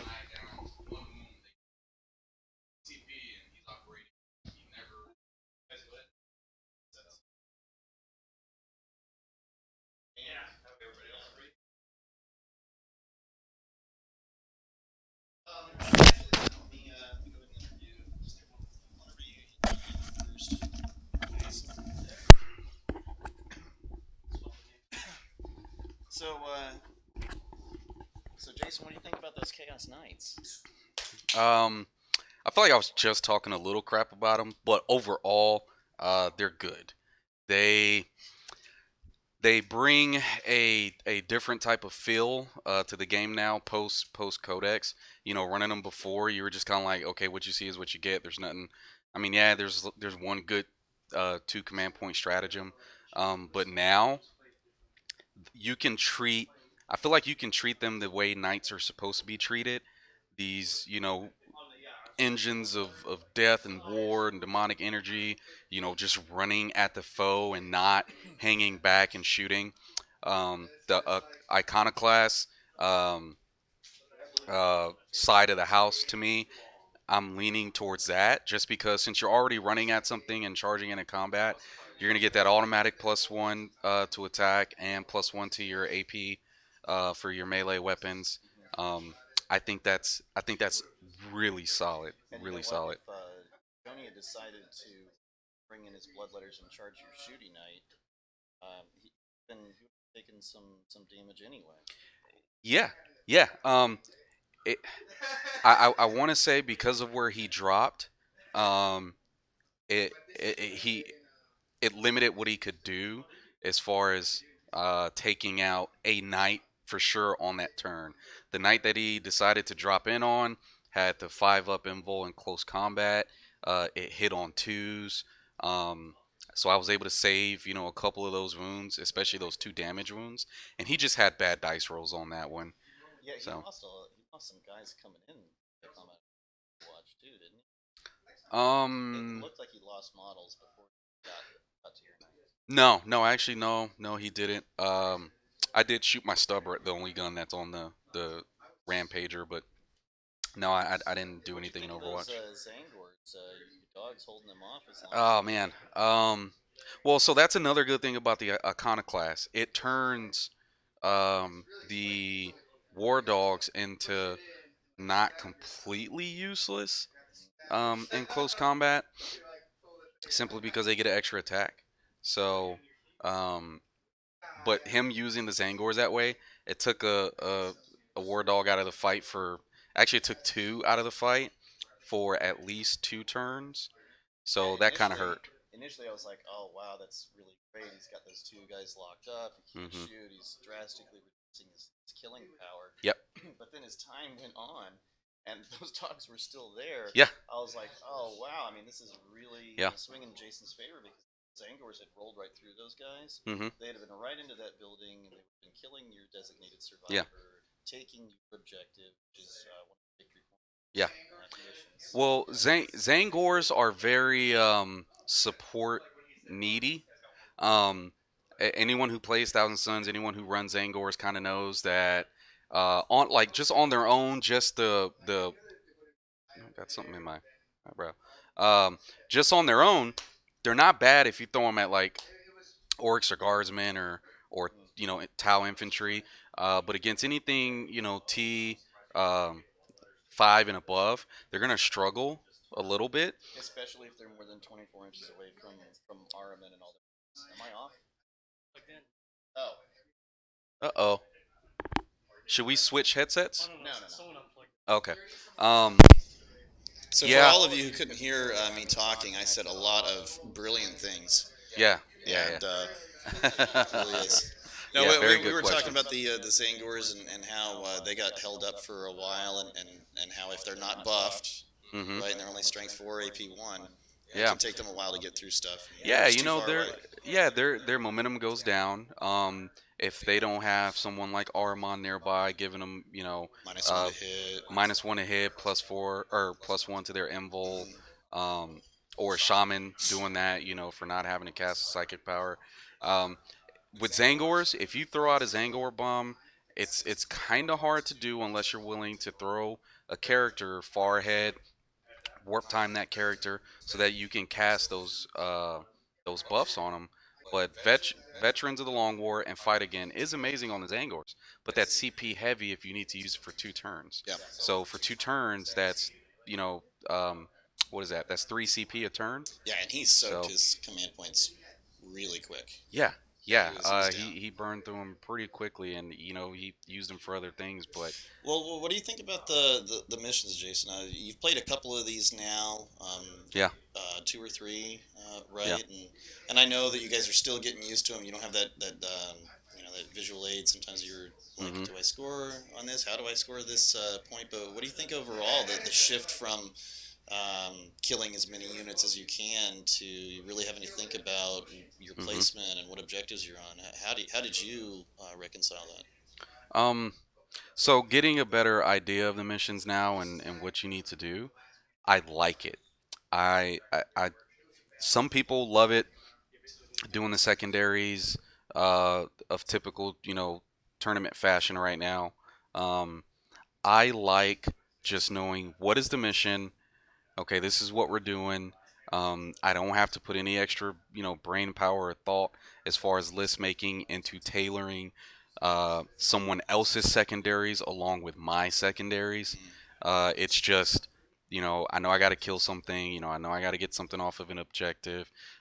It simplifies and I think streamlines the game a little bit. And I think once people have played, a good 5 or 6 times playing these missions, and they get a handle on it, and they kind of go, I think I can build lists a little bit more freely now. I think so too. Plus, with these missions, you just have to write your list differently, right? Hmm. And ITC, it's been around for the missions have been around for 3 or 4 years now. Yeah. And they, when they came onto the scene, they were the best things that we had. The only, really things that we had. Yeah. Those and Nova missions, but they haven't really been overhauled in a Hmm. while, and it's just kind of gotten to the point, at least for me, when I'm at tournament, the first 10 minutes of our match is just me studying this guy's list and saying, Yeah. okay, how do I score my 12 points? And Yeah. I'd rather be rolling dice. Yeah. So, Yeah. Same here. I've been that guy, in our local metas, and kind of, I don't want to say complaining, but at least just kind of putting out there like, isn't this, getting just a little stale to a certain degree? It's pretty much the same thing over and over again. It doesn't it doesn't feel as dynamic anymore. The majority of the game just felt like, okay, build a list to do, this these couple things mhm. um, every game, and then compare that to your opponent's list and what they're going to try and go for. And you're totally right. Most tournaments I've gone to, you spend the first 10, sometimes 15 minutes, depending, of studying your opponent's list and looking at their secondaries and trying to come up with a game plan on the fly. So, And I think this mission format also, like in the game that you played, killing a troop unit hmm would get you a victory point each yeah, turn. And if somebody rolls up with, 3 disco lords and 3 or 4 knights, and that's their army, and they think they've pulled something clever, hmm they're going to be in for a rough day because you're going to automatically score 4 victory points for that and everything. I want to say that it added a new dynamic to the game where you can bring no troops, and to a certain degree that's fine, but because of the mission, if you don't have a troops, you're going to let your opponent score a point every turn.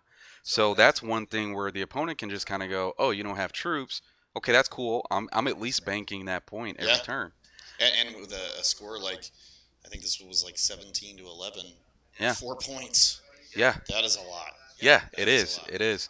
I like the idea of bringing troops back more so. Not that they're not present, because there are horde armies that do use troops.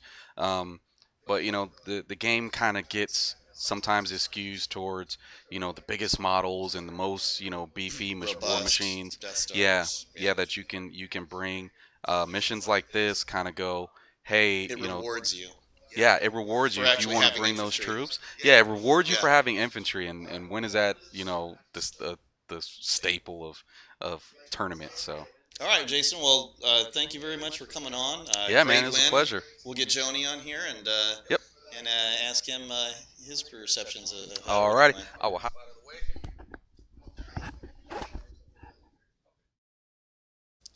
Joni?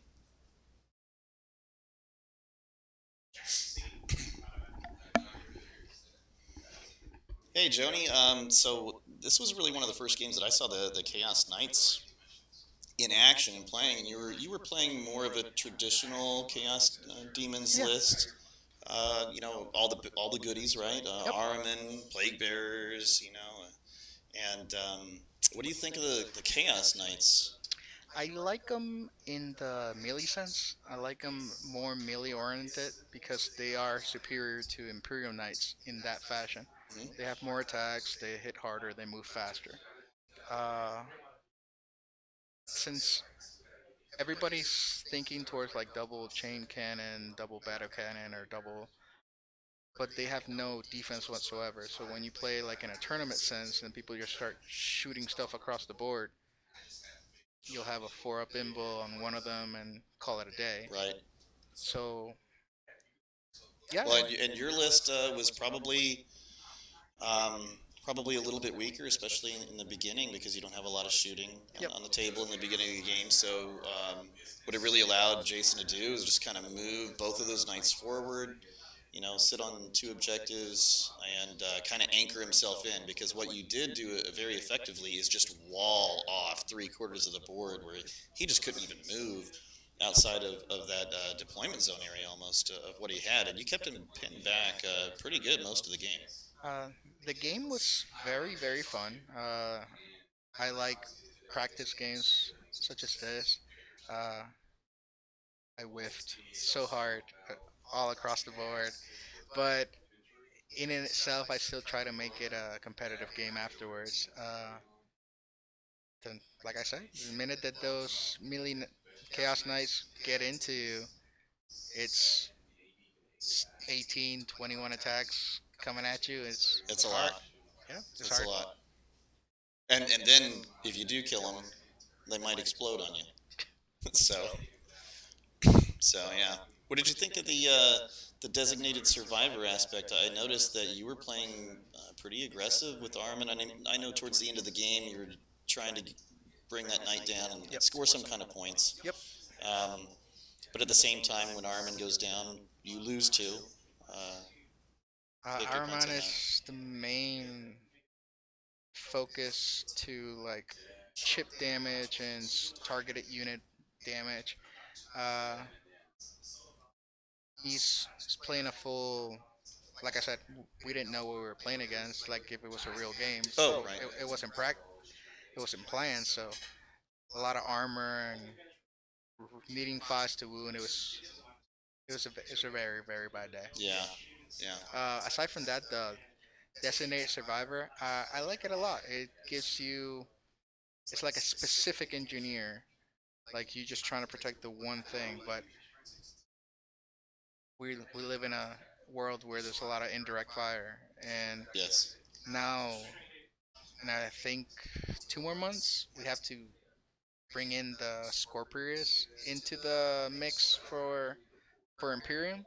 So they'll have a 104 point model that has 3d3 -1/2 damage in nor line of sight at 48 inches to think about as well now. So Atmec will probably get a little bump.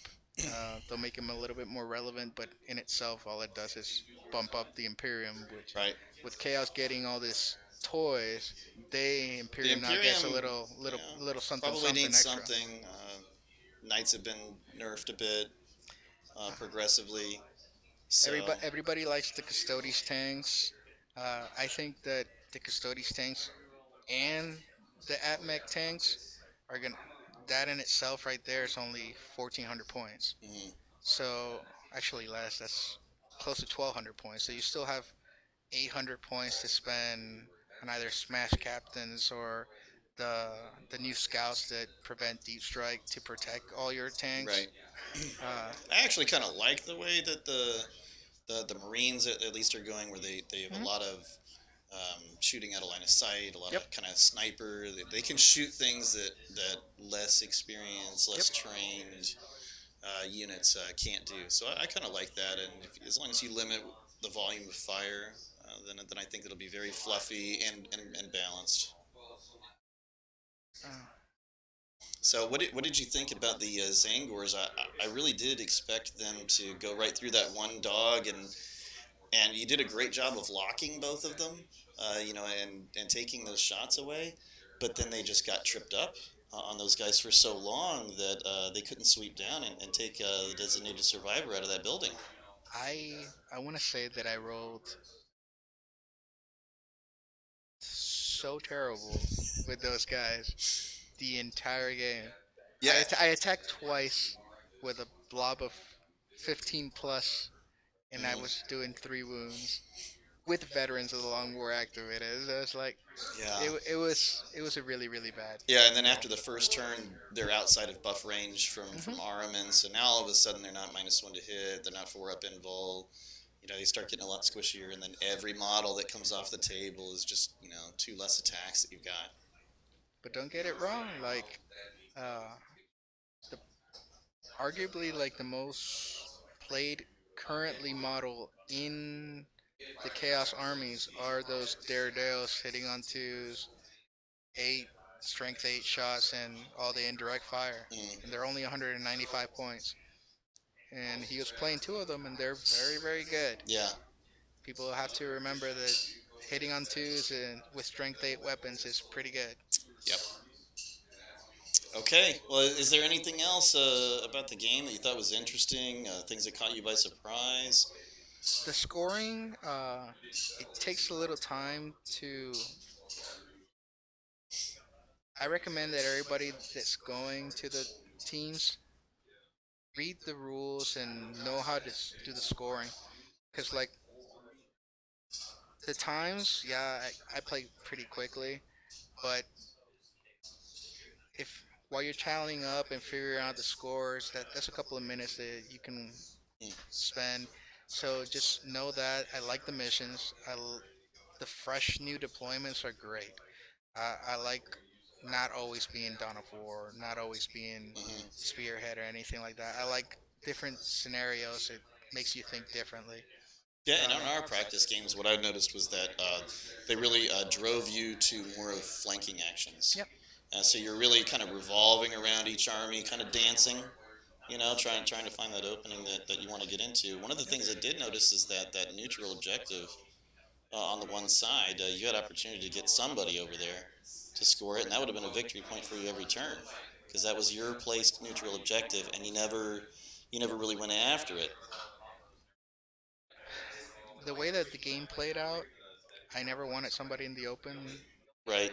So, like, I also was thinking along the lines of, like, oh, shooting something off an objective. And the objective, You don't want to give them that. I don't want to give that them that. point. I don't want to give them those points. Gotcha. So, Which like, is another way in which, when you read the mission packet, you think this is really simple and straightforward, and then you start playing the game. You're like, oh wow, if I put a guy on that objective, I score a victory point.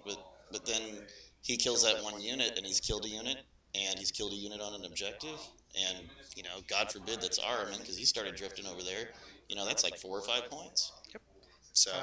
Like my plan was like to start grabbing that objective turn 4, turn 5, but everything just got stalled as soon as they came, and the plans never came together. But it was a very fun game. I'm very looking forward to playing a few more of the new missions. And September can't come fast enough. I'm looking forward to it. Yeah, it's coming quick. All right, well, thanks for coming on, Jony, and it was a good game.